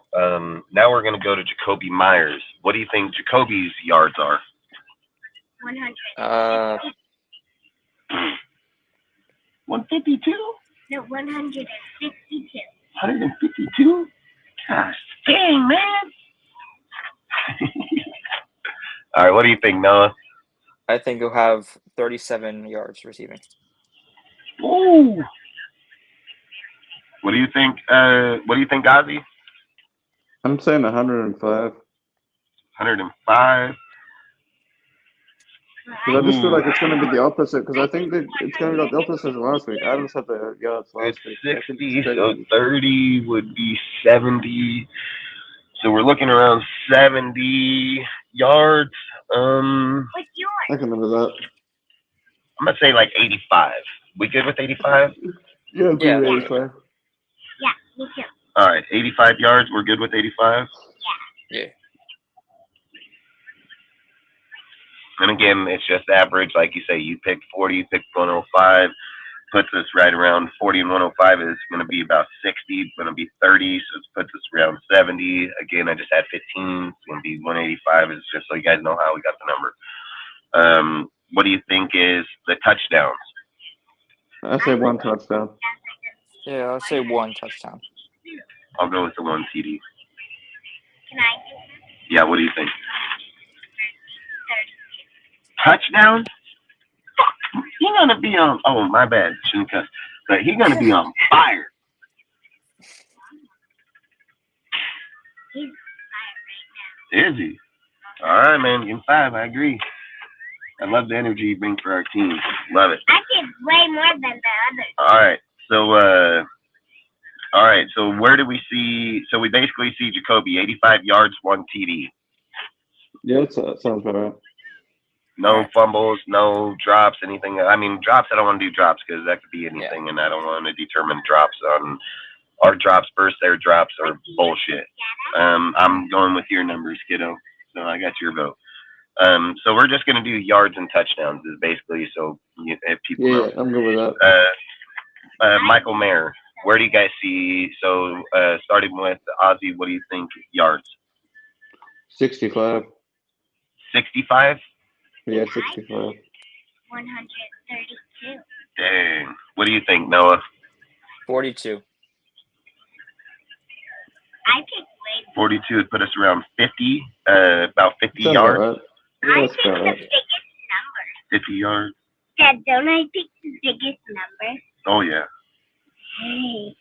And look, we can go back and do like if you guys feel. I just want to put down the base, and then we can go back over it real quick and think like if we have Yeah, we'll have to 135, go back change it over to it like after. we can change it from like 135 to like 138 or so. You know what I mean? Like we can put it in how you guys feel, just so we can see if we're a little more accurate on it. But just for right now, I'm just gonna put closest to, and then we can fluctuate it real quick afterwards. Which ones are mine? What do you think? Touchdown? Do you guys agree? One. Touchdown? Say None. What do you I guys think- see? I picked 100. Actually, you know what? I'm gonna go 2 because I What do still you don't think. I think And Aaron's I going to get a think touchdown this game. So I'm gonna go 2 to Mayor. 132. What do you think, Noah? I don't think Mayer's gonna have a touchdown today. So 2 TDs. I picked 0 TDs. 132. Oh man, on touchdowns it's only like 1 through 4. No, like it's either 1, 2, 3, 4. If you're looking at a touchdown, you want to pick like 1 touchdown, 2 touchdowns, 3 or 4 touchdowns. But all right, yeah, you're gonna say he gets 5 today, so they're just gonna give it to him every time. Nobody else. Devontae don't get a touchdown. Jacoby don't get a touchdown. Nobody else. All of them. So they all get 1 touchdown? No, they all get 5. No, man, that is too many. So do we want to give them all 1 touchdown, or do we want to give them all 1 guy 2, 1 guy 1? How many? 3? All of them 3. Oh man, boy, we got some tough here. So Mayor, I'll go with the 1. I'm good with the 1. I think 1 touchdown average would be fine. That's because we're asking for him to get something he hasn't had all year, and to go, it's a great option. So I'm not going to count it out. So we'll just go 50 yards, 1 touchdown. Good. Yeah, I'm good with that. I just have a feeling that he's gonna like they're gonna. Well, we can average them as we go, and yours is marked for 2 touchdowns, so it's not like if you get 2, you're not going to get credit for it. Renfro, what do you think his yards are? I think his yards are. Wait, are we doing 45. 45. Noah, what do you think? 16. I think 135. Hold on, did you say 16? I just want to make sure I heard that. Yeah, 16 for Renfro. Like a 1-6, right? Yes, 1-6, as in All right, 1, 2, what do 3, you 4, 5, think? 6, 7, 8, 9, 10, 11, 12. Between 50. So between 1 and 50. Okay. Yeah. No, I'm saying my kid. You think 12? Ah, Okay, look, that's a great guess because you may be staying closer than you think. All right, so let's just go to 16. So we'll go 15. 45 is going to be 30, right? So it's going to be 15. It's going to be 30. So we're basically looking at 30 yards. I can live with that, 30 yards. Do you think Renfro gets a touchdown or no?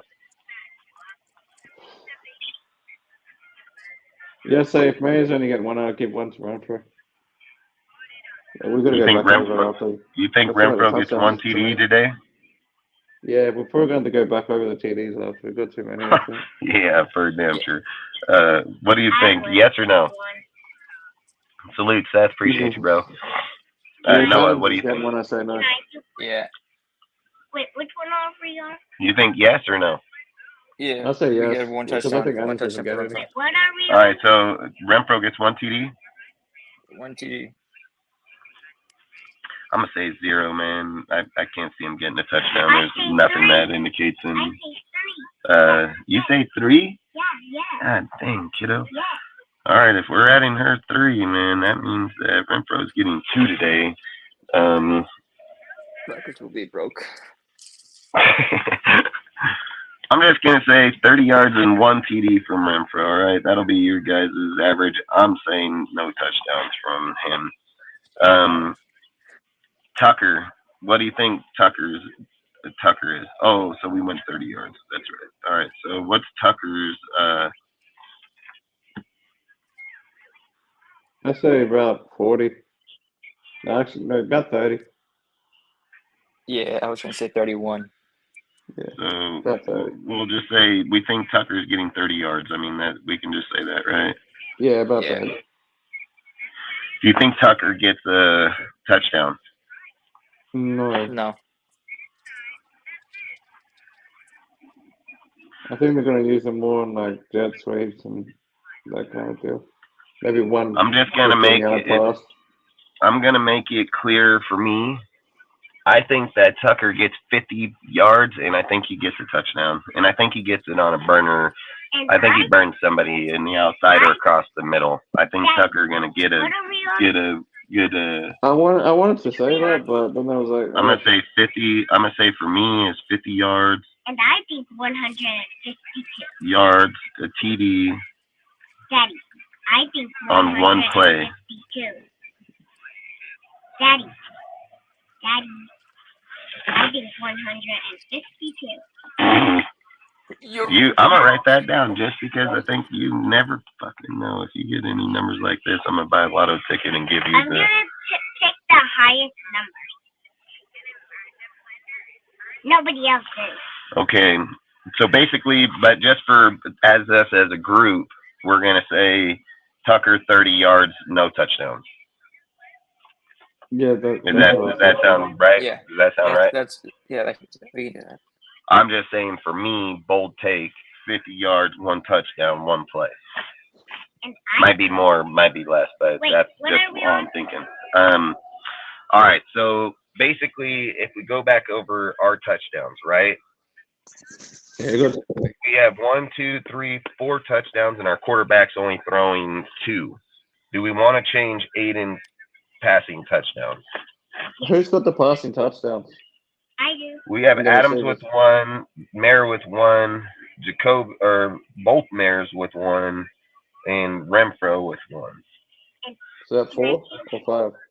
That's 4 because we don't have Tucker I'm gonna with take 1. away. I'm gonna take away Adams' touchdown, and I say that Aiden throws 3 though. Can I? Yeah, we can do 3. I mean, that was my original thing. Yeah, What do so you Aiden think? throws 3 touchdowns. I think 100. No, kiddo, they're throwing touchdowns, not yards. Remember, touchdowns is like for quarterbacks like 1 through 5. Well, do you know how to count 1 to 5? How many? Show me. Keep going. Count to 5, fool. 1, 2. All right, now between there, which one do you pick? You think he's gonna throw 5 touchdowns? Hey, shit, he can probably do it. I ain't gonna lie. I'm expecting him to do it eventually. All right, so we're gonna go up here and go to 3, right? Yeah, I say 3, and I take away Adams' Now, do you guys want to take away? You guys want to take away Adams' touchdown? Is that something you guys all both I agree on? don't know, but that's what I'm saying. Do you agree on it, Noah, or no? I mean, I think no, I don't agree with that.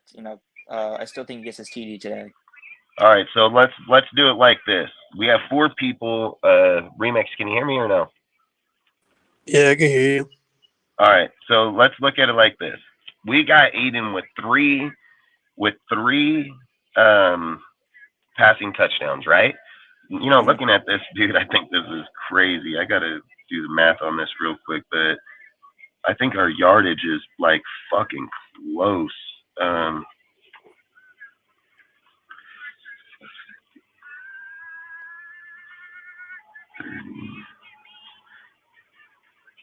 Well, there could be other players, that get yards for short.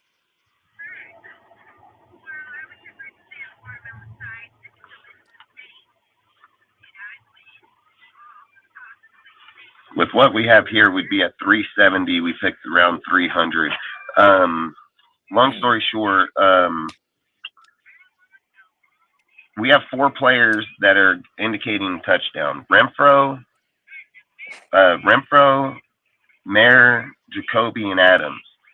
And if we're just going to be real, all right, let's just be real. The odds are Mayer and Renfro are going to be the first 2 on that list that are most likely not to get a fucking touchdown. Like, that's 100%. So, like, you're already eliminating 50% of your players. Adams and Jacoby, if we were in Vegas betting odd, theirs are going to be high as hell. if we were in Vegas and looking at Mayer and Renfro, they're going to be I most get that they're the definitely higher under. odds, but that's why I feel like it's gonna be one of those games where like the unexpected guys are gonna get. All right, so let's go like this. Remix, do you think Adams gets touchdown or no? I think so, yeah. I think so too. And so where are we going to go with touchdown? Because I already know Noah thinks he's going to get touchdown. Renfro's done. Because I think Mayo Yeah, got one so over Renfro. now we'll get to that point. Do you think that starting with Noah, do you think Jacoby Myers gets a touchdown? No.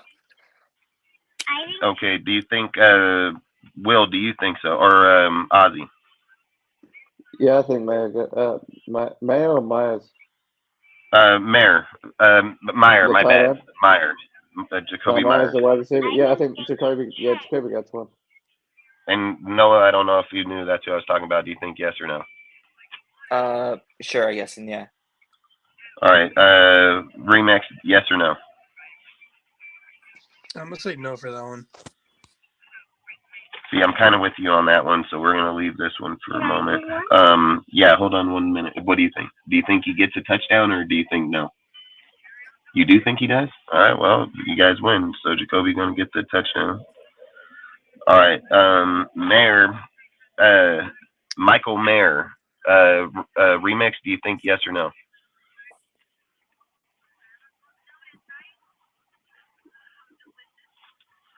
I think it's off. I'll say yes. You think yes? Noah, you think yes? No. You think no? Do you think yes or no, Remix? For me, I'm gonna have to go with the no. For me too. What do you think, Savannah? Yes or no? Everybody can't score, so just keep that in mind.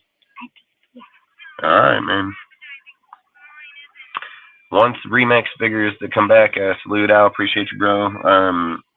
Here's the next question. Do you think Renfro ends up with a touchdown, yes or no? I'll say no because the other guys are getting one, so I'll say no. Yeah, as much as I want to say yes, it's probably going to be no. I'm going to say no because he ain't even showed anything about one game where he was down there in the goal line one damn time. So I'm going to be honest with you. I think Renfro has a better chance to score a touchdown than Michael Mayer does. Like, if we're just being honest, I think it would be Adams, Mayer, and Renfro. Because thinking about the play where Renfro was down there, I think Renfro is going to offer more of that type of player in this game versus Mayer being down there. I would probably favor Renfro for the touchdown over Michael Mayer if it was me. But in this case, we're going to favor Adams, both Mayers. Basically, is how we got Aiden's 3 touchdowns. Does that sound right? That sounds right to me. Can I do it? All right, what do you think? What are we doing? This is going to be the next thing. Do we see Aiden over? So we're going to have to change Aiden's yards. Hold on, I'll figure this out. So I think what we should start at first is 250 to 350. Yes or no? Yes. Yeah, I was gonna say 250 to 300, but yeah, we could. Well, we'll get to that point. We'll get to that point. 250, 350. Yes or no? I think yes. All right. I pick yes. I'm gonna pick yes. Yeah, I pick yes for now. Because if it does become a shootout, that's a possibility. All right. Well, we already have them averaged at 290, so fucking 10 yards to 300 wouldn't make any sense. And if we go by the yards of what we indicated by players, we're at 370. So we're most definitely need to start at the 300 mark. So what I would say is are we at the are we closer to 300 or closer to 350? I'll probably say closer to 300. I think we've got to reduce some of the receivers' odds. All right, so now let's look at it this way. Noah, what's your yards? For AOC? Yep. I picked 150. I think probably something like maybe 305 if we got expanded. You said 305? Yeah. All right, what do you think? Ozzy? I'm gonna go a little bit higher, go 308. 308. What do you think, Remix? Are you still there or no? So if it's me, I'm gonna say I thought about him being higher. I said 315. I'm gonna probably stick with that, man. I'm actually gonna go like 320. So let's go 320. Let's go 10. Let's 315. So we're just gonna put him at 315 yards. 315 yards.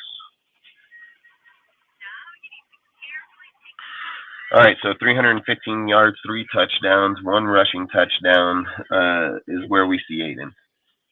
That's going to be 4 on him for the day, which would be the greatest game this fucking kid has had yet, like by a mile. So, dang, I got yours written down right there. I got you. I wrote it right down instantly. 5, what do you want there? Tell me. 300. Ooh, better. That's what I was thinking in those numbers too. So that's a good number. Heck yeah, you got it, man. Great deal. All right, so let's do this now. So we're averaging our team offensively about the 315 yard. What do we see the Dolphins at? Oh, I know. What do you think, kiddo? I think 350. 552. Oh You my think God. 500 yards? No, 552. Yeah, 552. Don't make me cry, okay? What do you think, Ozzy? I'll say about 350. What do you think, Noah? Yeah, we can do around 350. Salute Pizzle, appreciate you, bro. 350. If I'd said that I can see the Miami Dolphins at 400, would be at 375. And I picked. I have to pick bigger, man, because I think 375 in total offensive yards is crazy. Oh, you're talking total offense? I thought you were talking passing. 1,052. No, hell no, because this would be our total offense would be 400, about 400 yards. Well, Yeah, no, it'd if you're be talking 400 total and offense, then I'm gonna say 450. Yeah, I picked. so ours would be like 400, and if we were looking total yards, it would be so that'd be 315 with Aiden, but we're also forgetting Jacob's 36 yards, so that would be another 340. That's about 350 yards for Aiden. But long story short, we'll just stay at the 315, and then if we're putting total yards, it'd be 315 and 108. It'd be 423. So I would say that would be more realistic, about 450 total yards, 450 total for us. And I picked. Yeah, I'm gonna say about 515 for Miami. I think they have more yards than us. Yeah, I think they have more yards, less points. Daddy, Yeah, I picked exactly. 1,062. Hell no, we are not. We're keeping your 552, man. You give me fucking 1,000, you're gonna kill me. So what do you think, Noah? What do you think total out there? Oh, Did I total think yards for absolute Miami? pistol? Like 500 yards probably of offense for them. All right, so we'll just say us 450, then 525. Daddy, I picked 352. All right, so this is going to be a pretty good game. I love having these because then when we come back on Monday's show, kind of gives us a rough point in how we all seen the game, and then seeing individual people or so on. It's a pretty good deal to do, so I like doing it. Outside of it, do you guys see, what do you think, win or loss? Win. I got us with If we play right, if we coach right, I should say we should win. Yeah. All right, what do you think, Noah? Win or loss? If we play right and play perfect, we'll win. But just it's a loss if we don't. Otherwise, I'll say If loss. you're making your prediction, win or loss? Loss. All right, Ozzy win, me win. What's your loss? What's your points? I picked 352. Did you hear me? I got you, kiddo. I picked 352.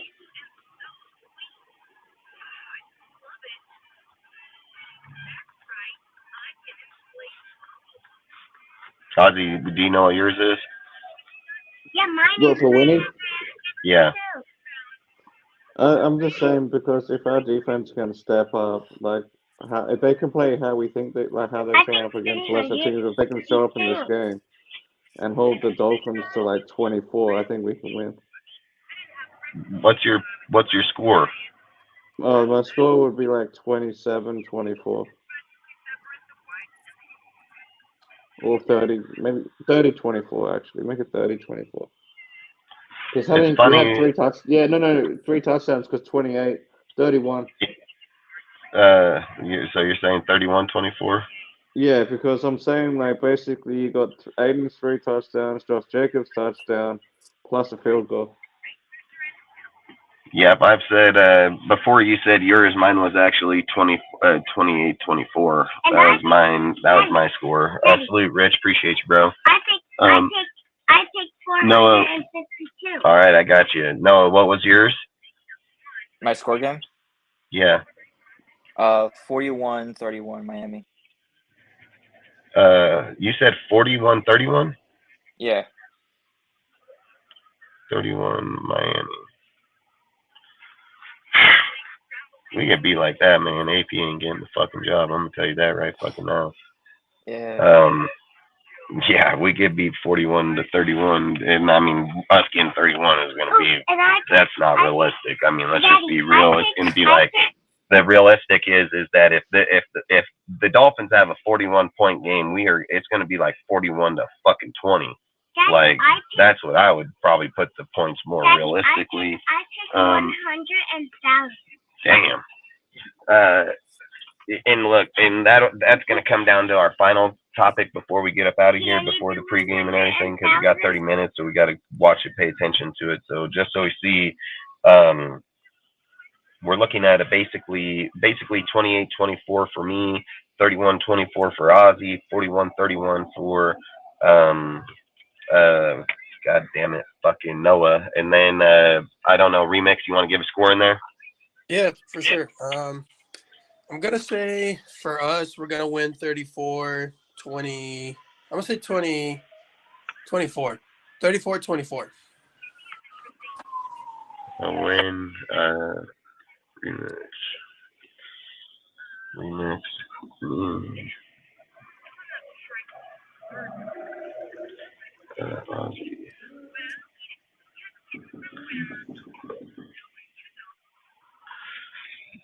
All right, so basically, this game for most of the panel sees us at a win. So we're basically riding the energy of what's going on. Some of us noticed that we think that obviously if we're indicating a win, that we don't think that the Dolphins are as good as people are claiming them to be, which is what I've been saying. I don't think they're as good as they are. I mean, last year I wouldn't say that. This year I've said their wins come across weak teams. So that's why I'm going to more favor the fact that we should get this win here if Aiden can get these fucking passing touchdowns going down. So this game is important because Jim Harbaugh has interest in coaching next year. You know, like I said, you know, just to touch on that, yes, Harbaugh wants to coach the Raiders. He's already made it public, dude, that if he gets offered a job, he would take the job right now. He says that he's already tired of the way college has been treating him over the last few years. People inside Harbaugh's camp have indicated that they would, and not only has it been indicated, I've said even after last week's win with the Jets. All right, don't do that. We're talking even after last week's win, with AP winning, it still favored Harbaugh as the head coach, and it didn't drop his numbers. It actually went from 5-1 to 4-1, so made him stronger candidate. So it's something that we got to pay attention to. This is something, like I said, we have to pay attention to the offensive coordinator, the way that Aiden's progress is going, especially going forward. Is this something that he becomes stagnant over the next 7 games, that he can't get into the end zone? All these things are something we need to pay attention to. To me, I don't think it's as important game that too many people are sitting here thinking it is. The things that I think, for me, why I don't think it's important, because I think you have 4 division games left, and those games are going to matter more, I think, than a game like this. This game is going to show, like, I think for us, team-wise, is like where we sit going into the playoffs, like, because this will be a team that we would face in the playoffs for sure. So I think it basically gives us a gauge, like, are we getting blown out 40 to fucking 20, or are we winning with the team we have right now? I think for me in this game, in my personal opinion, is more of a judgment of where we stand going to the playoffs. I think if we're talking about AP keeping his job, I think for me, I don't think AP technically has to make the playoffs. I've said it. When I spoke about it first, I did feel he did, but after I analyzed the schedule and seeing that AP got 4 division games left, the Broncos are playing good football. They got rid of superstar players and they're winning good fucking games now. Like, that game's gonna matter. We cannot lose that game. We've snuffed these fucking guys for the last few years. I think we're expecting to win that game. Charger game, this is a split. We split the Chargers for years and years. It's nothing unordinary for them to win in their house, us to win in our house. It's been going on for years. So again, that should be another win. This is where I think a lot of people are more twisted on it than I am. A lot of people indicate that if he gets a win in our house, that he would secure it. I don't think so. I think our house, we've won in our house. It actually shows statistically that we would actually win in our house, because every few years we are destined to win in our home against the Chiefs. I think what hold on, Death Star report.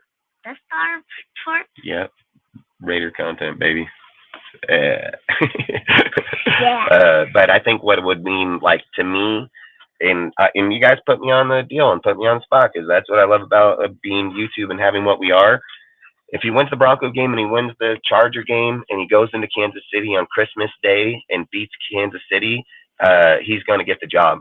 He's going to 100%, in my opinion, get that job. I don't think he has to win a game in the playoffs. I don't even think he has to make the playoffs. I think for me, this guy's truck is fucking, look at that. It is burning to the ground. Like, what is going on? And he's just still driving the craziest shit.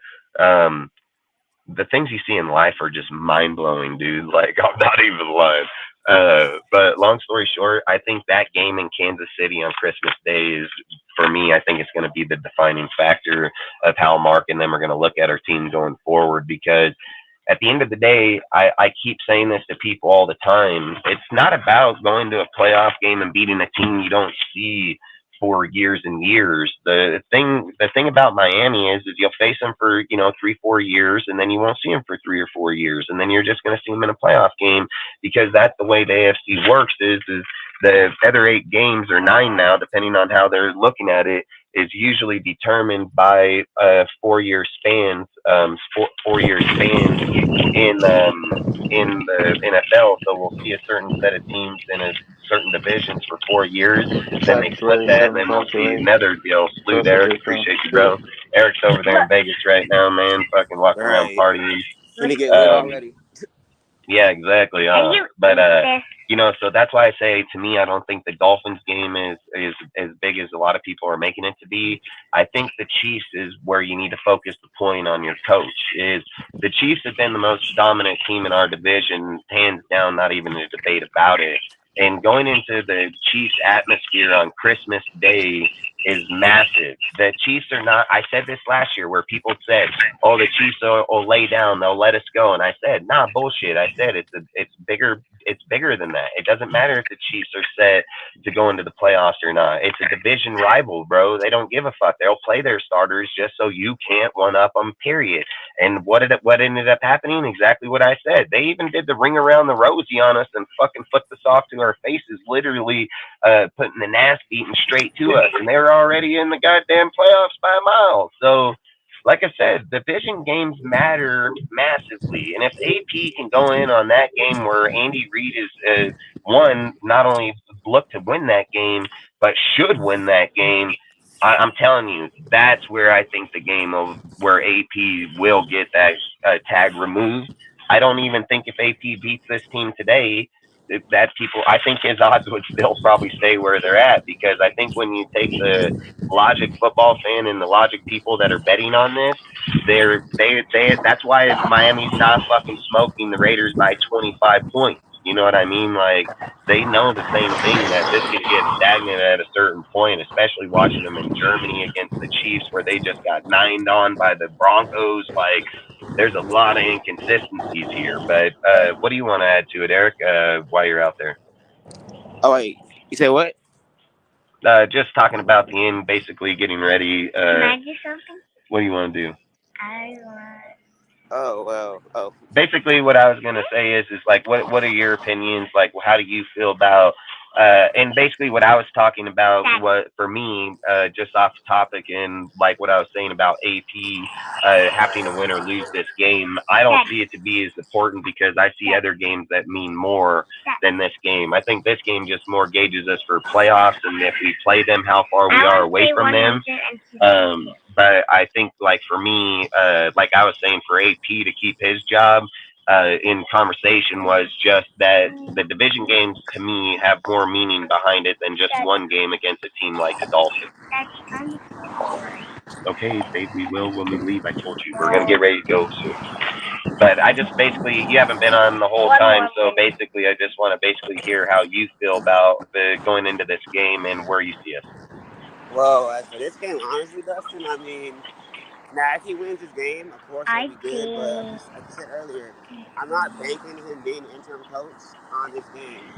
Would it look good on the resume? Of course it would. You beat a top team in the AFC.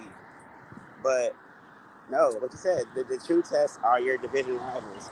If you can knock off Mahomes in Arrowhead, that to me is more important than beating Tua and beating that track team he got over there, in my opinion. And let's just say he wins tonight today, and he has a season similar to Versace, where he leads the team to the playoffs after starting horribly. You know, it seems very similar to him and Versace's situation. No, they took over a team that was basically under 500, and now they're slowly building up wins. Don't do that. I told you to have something on. Yeah, and see, like I've said, with the thing for me between Rich and between AP, I think it's two different deals because Rich got the team when it was under distress. They're trying to build. So for me, I think if AP was to get to the playoffs and lose, it would actually hinder him more than getting there. Getting there, period. Because AP took a team that was struggling and got him there, and if he loses, that's a reflection of what he is. Where I feel like when Rich Bisacci got there, it's not a reflection of Rich because they knew that was Gruden's team and group. What were they? 3-1, 3-0 at the time when they took over, dude. And we beat good ass teams. Like there's a big difference when Rich got the team versus AP getting the team. So that's why I think if AP gets to the playoffs and loses when we were struggling and then he built this up right now to get us going, I think that hurts him more than helps him because I think if you take the team and don't make the playoffs but have a good run like you are, right? So let's say that you have your few good runs, you get your few wins here, and you do it against the Chiefs and you stay against Miami here, it starts to show that you have some pieces, but you don't have all the pieces. So I think like when you get to the end of the season, when you're like sitting here talking, I would be able to justify the means that we just didn't give them enough to get them there, right? But I don't know how we would sit here at the table and justify the means if he got there and he lost. You know what I mean? Because now I'm like, okay, hold on. He's shown that he was able to build the team up to that point, but even getting to that point, we weren't able to carry the energy to win that game, you know? So for me, I'm not saying I don't want to make the playoffs or not. I just don't want to see him lose the head coaching job because of something like that. You know, like Right. I want him to be there. I want him to be there. I want him. Salute, Jack. Appreciate you, bro. But I just said I don't want him to get too far in where people start criticizing him for really big moments. You know, so I always say there's safe areas in football for coaches, and then there's you're getting into where people are going to start valuing you for more than what you are for what you don't have. You know what I mean? So, Right. but again, like I say, hey, babe, I'm talking for now. All right, just chill for a moment. Outside of that, freaking, we only got a few minutes left. We got about 20 minutes before we're going to get to this game. We will be live streaming it inside the Discord. So most of you guys, if any of you guys, like I said, the links inside here in the Nightbot, you're more than welcome to join. For the ones that are already joined, like I say, we'll be streaming it at 10 o'clock. So Again, like I said, we're gonna try to stream every game for everybody, man. We really do appreciate everybody here.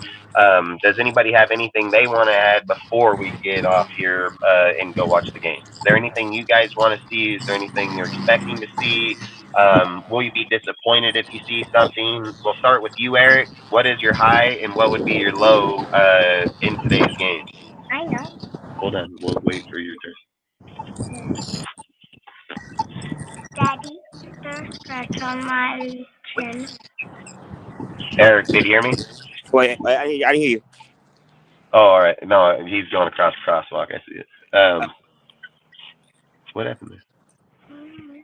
I just saw them. It's that damn cat, dude. I swear, a fucking cat would not. always be fucking with you when you're sleeping, man. That shit pisses me off. I hate that cat. I closed him in the room. All right, Will, start with you, man. What do you think? Wait, say it again.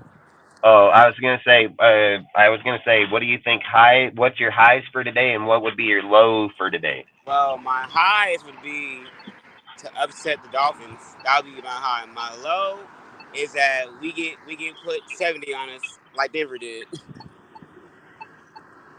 If we get 70 put on us, how would you feel about AP being the coach? What's in here? Coffee. Your mouth smells like coffee. Because I'm drinking I mean, he has the locker room, bro. Like, he has the locker room, and when the players like him, that's a plus. That's a plus.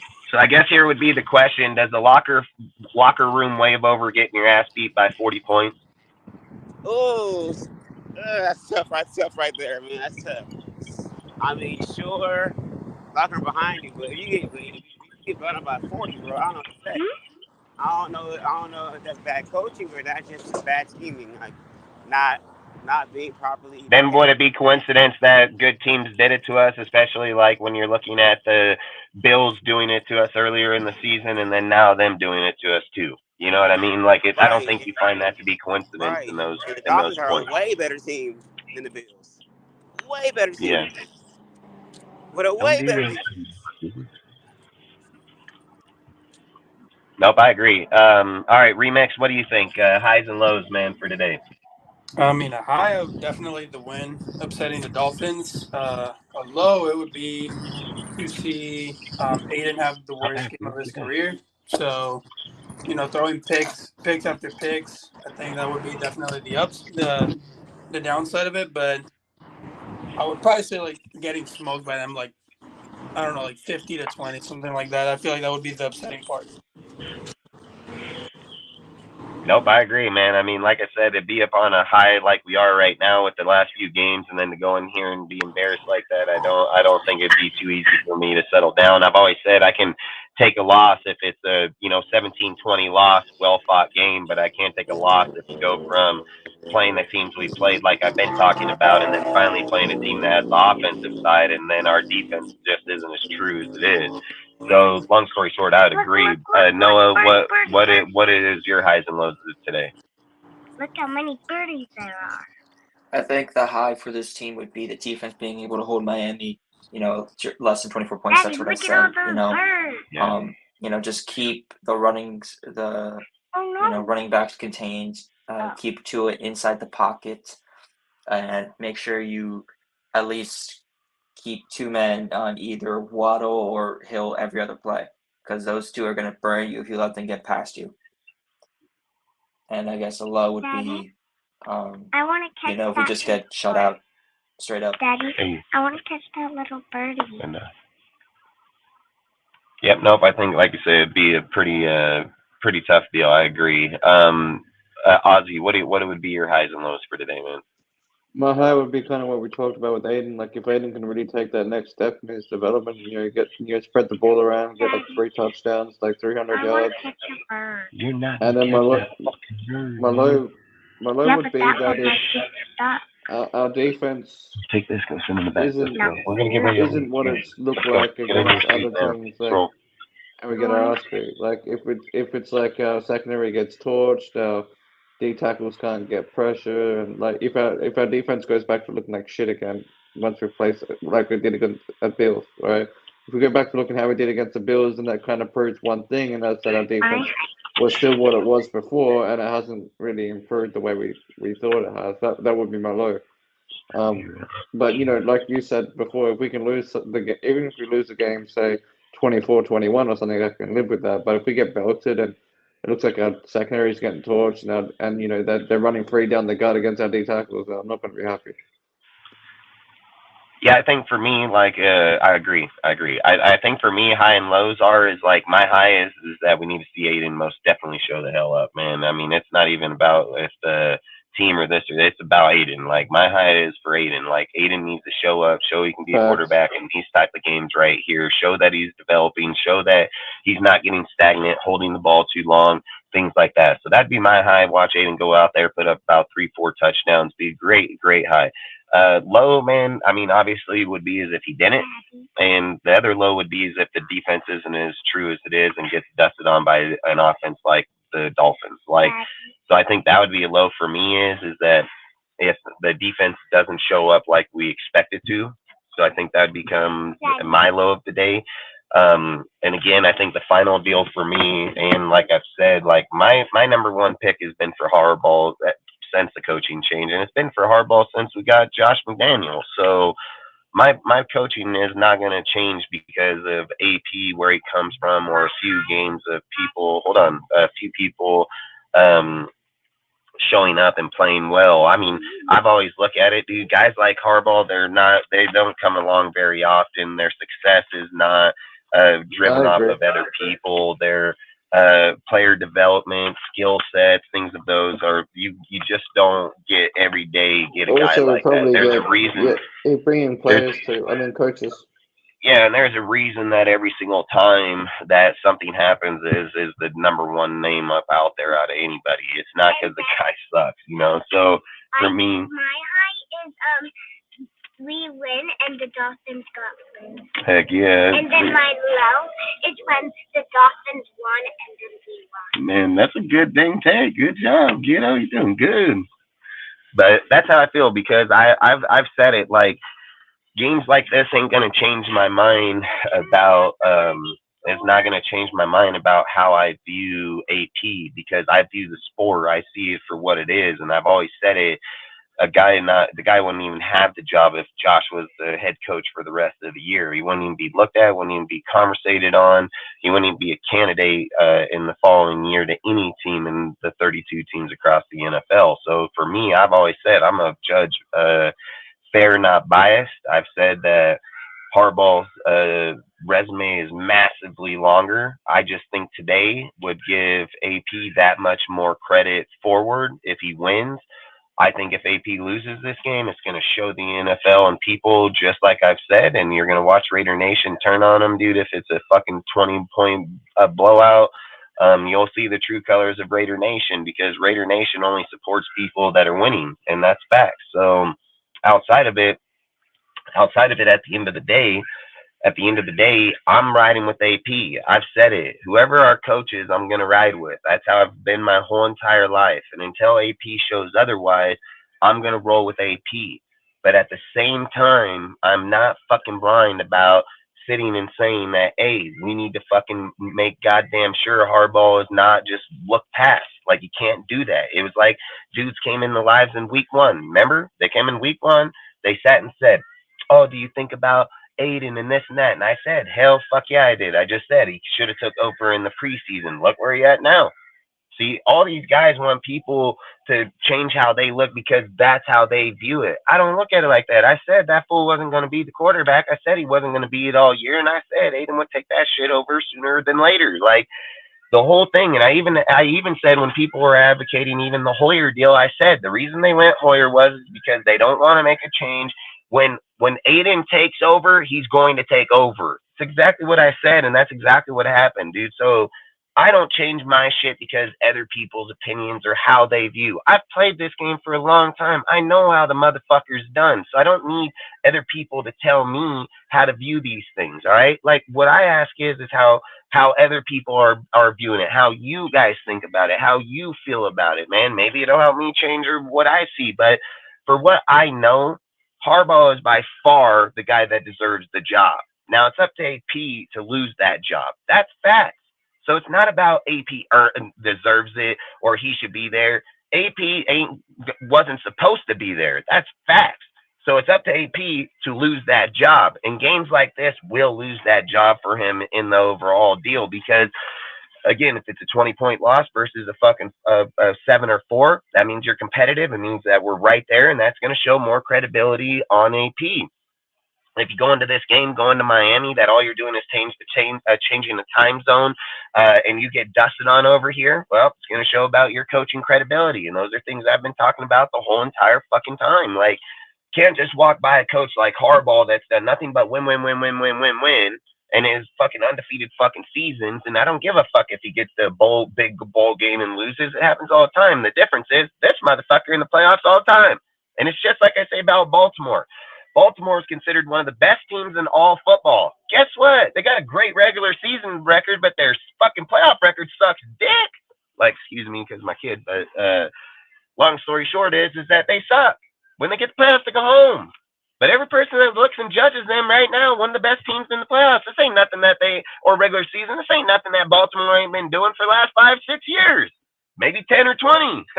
But the odds are Baltimore, more time than not, with Lamar, goes home in the first, second round of the playoffs. Still considered great team. So I'd rather go out and win all my regular season games and go the hell home in the playoffs than not even get to the playoffs at all and not even go play a game in the playoffs. So for me, like I've said, my vote is more indicating on Harbaugh. I've said it from day damn one. It's not going to change, and it's not going to change unless AP shows me that he's going to get it. And I literally just said how he can show me how he can get it. And there's nothing else going to change that of my mind of that. I've said it. If Staley's garbage ass don't make it to the playoffs, he's not going to be the head coach. And the head coach being fucking whispered to that team is motherfucking Bill Belichick. And if you're fucking sitting here telling me that Keelan Moore got that team rolling on 40 points a game, and they're just lacking because Staley sucks dick on play calling for one and his defense, and we're going to sit here and say Belichick going to come in, not going to go for it on fourth down, dumbass calls like Staley, going to have badass defense because that's what this guy does. And to sit here and act like we're just going to go beat them all, that's crazy. Everybody else in this division is getting massively better, and ours is just going to stay at fucking mediocre. I'm good on that shit. Like, I'll pass 9 out of 10 times. 10 equals 10. No. 10 plus 10 equals 9. No, 20. What's 9 plus 9? Yeah, so why wouldn't 10 plus 10 be 20? Great job. But that's all I say is those are the things you have to start paying attention to, man. We cannot get worse. Like, we can't sit here and act like our organization getting better with those type of coaches and people like that. Everybody in our division is putting the coaching staff and the personnel there. And to sit here and say, like I said, I didn't want Keelan Moore as a head coach, just like I said about Brian Leftwich. Didn't want him as a head coach. Dude, that guy's garbage as hell, which he is garbage as hell. The difference with Keelan, he got a great offense, man. This guy know what the hell he does with an offense. And if you're going to get a coach that's one of the best defensive minds in all football, I would start being worried. I'd really start being fucking worried. Because if you don't got coaches that can scheme against teams like these, dude, like, well, you're going to get dusted on. And that's just fact. So it won't even matter. And at those point in times, personal biased opinion does not make our team better. There's nothing that's ever indicated it. For 20 straight years, it has yet to be done. So it's just someone's personal biased opinion. I've said it. There's only been one coach that's come through this organization that's changed our shit, regardless of how people look at it, and his name's John fucking Gruden. Like, straight fucking facts. He's done it twice in the history of 20 years. So there's no, outside of it, everybody else is just fucking a hope. That's all it is, because that's all they've been. And it's just like I said, for every person that indicated Jack Del Rio would make this team better or organization better is stupid as hell. The guy's a defensive coordinator on the Washington, has yet to be considered a candidate for any other team. And when he was here in 2016, he was the motherfucker that chose to drop Musgrave for fucking Todd Downing. Not in year 1 and year 2. That's a massive fucking mistake. That's a massive falter to go from a 12-4 season. You, as the head coach, changed the offensive coordinator and gave us a fucking, a 7-9 or fucking, 7-9 season.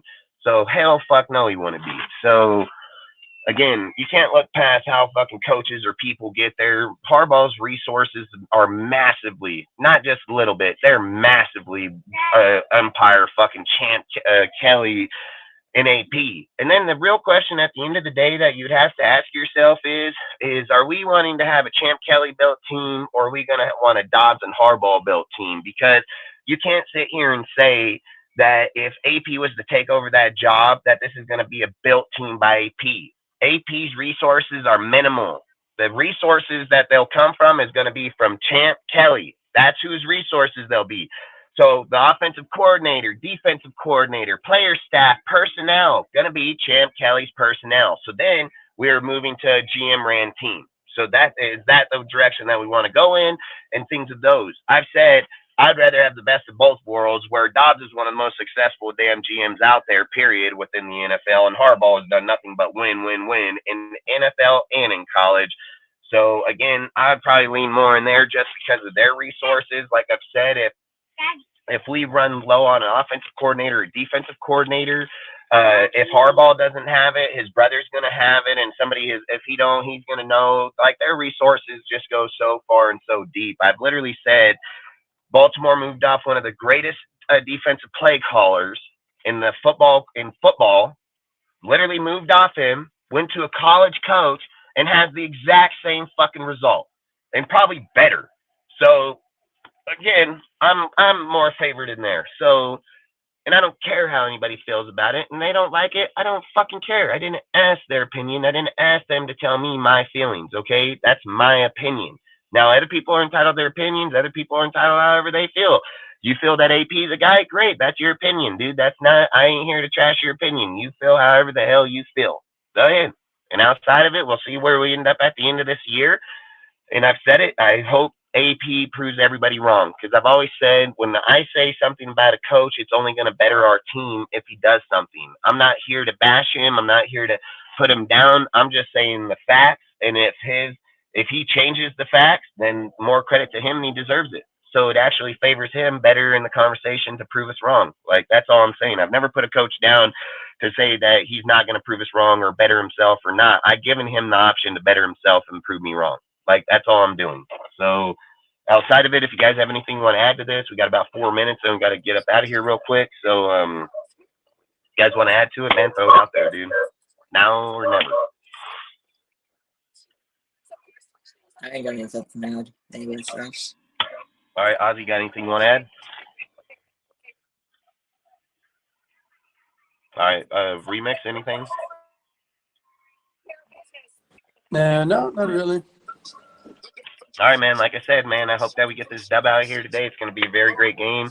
Like I said, dude, it's going to show us where our team really stands, dude. To real fans, like the real football fans, it's going to show us where our fucking team stands. All these other delusional bastards think whatever the fuck you want. So it doesn't matter.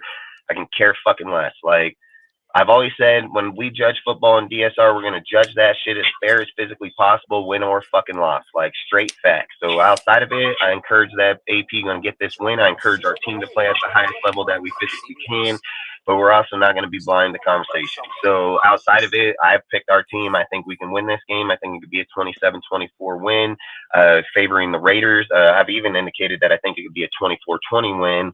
But I'm going to kind of favor more in the 27-24, I think, because just high-powered offense in there, offensively, defensively. Defensively, I don't know if we're good enough to stop them. So I just say back and forth kind of game, fucking maybe running the ball with Jacobs, slow down the clock for us, and not giving Miami back and forth on the ball too many times.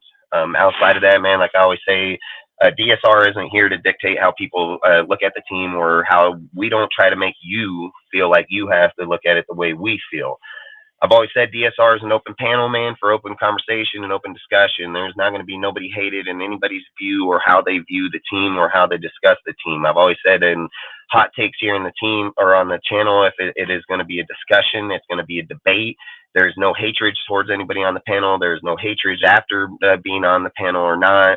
That's why we do get along and why we do have these conversations, and why I've always spoke about DSR is like family, because you're going to have the heated discussions and heated debates that are going to lead to people feel in their emotions and feelings. But at the end of the day, we do not hate nobody, see anybody any differently or anything. So I've always encouraged people to come with the comments, come with the debates. It can only make our team better. It can only allow us to see it from different point of views, not just one point of view. This is not a dictatorship. I've always said if you're strongly about how you feel, you should have no problem to come to the panel and debate it the same way as I debate our team, because I strongly feel those ways about our team. So I've always said there's nobody governed here. Everybody is free-minded and free-scripted to however they feel, regardless if they have their own shows, have their own deals. Nobody is controlled here, man. So at the end of the day, I've always said we just want a community of Raider fans that can talk Raider football, man. Wins, losses, or not, don't hate on a motherfucker. It's conversation. We all bear the same damn emblem. At the end of the day, we all want the same fucking thing, is to win. So outside of that, if you're getting your feelings the same for you, if you know how to get in debate for a fucking conversation and be in debate and be educated in the fucking sport, well, guess what place is for you? This goddamn place right here. And we encourage you to join all of our platforms, from our Instagram to our Discords to even our panel here on DSR fucking News Talk, man. Like, literally, dude. Like, we don't govern nobody on any platform where they can come and speak or where they can be. So outside of it, let's get out of here, man. Let's go watch this Raider dub, dude. Go to the Discord, go to VC, man. Let's go watch this game. That's where most of us will be heading. And outside of that, man, I hope you guys have a great day. Appreciate you guys showing up here for 2.5 hours at 7 in the morning this morning, man. And let's go, Raider Nation. Let's go get this dub, man. Appreciate all you guys on the panel. Appreciate all you in the chat, man. Appreciate all the mods, everybody stopping by, everybody with their own YouTube shit going on. I think Raider Ben's doing play-by-play, if I remember what he said earlier in the chat. So if you guys don't belong to Ben's channel, it's going to be in the Nightbot here. Just go to Raider Ben, man. He has great play-by-play. He has great channel, man. Go over there, look at it. He has a channel for everybody, dude. He has a little bullshit. He has a little bit of football. He has a little bit of everything, man. So like I said, great dude. Great channel. Go give him some support, dude. He'll be doing play-by-play. So outside of that, if you want to watch the game, come to us. Outside of that, we'll talk to you on Monday. Peace out, Raider Nation. You guys want to get the shout out by or what? My bad. I get yapped too quick. So peace out, man.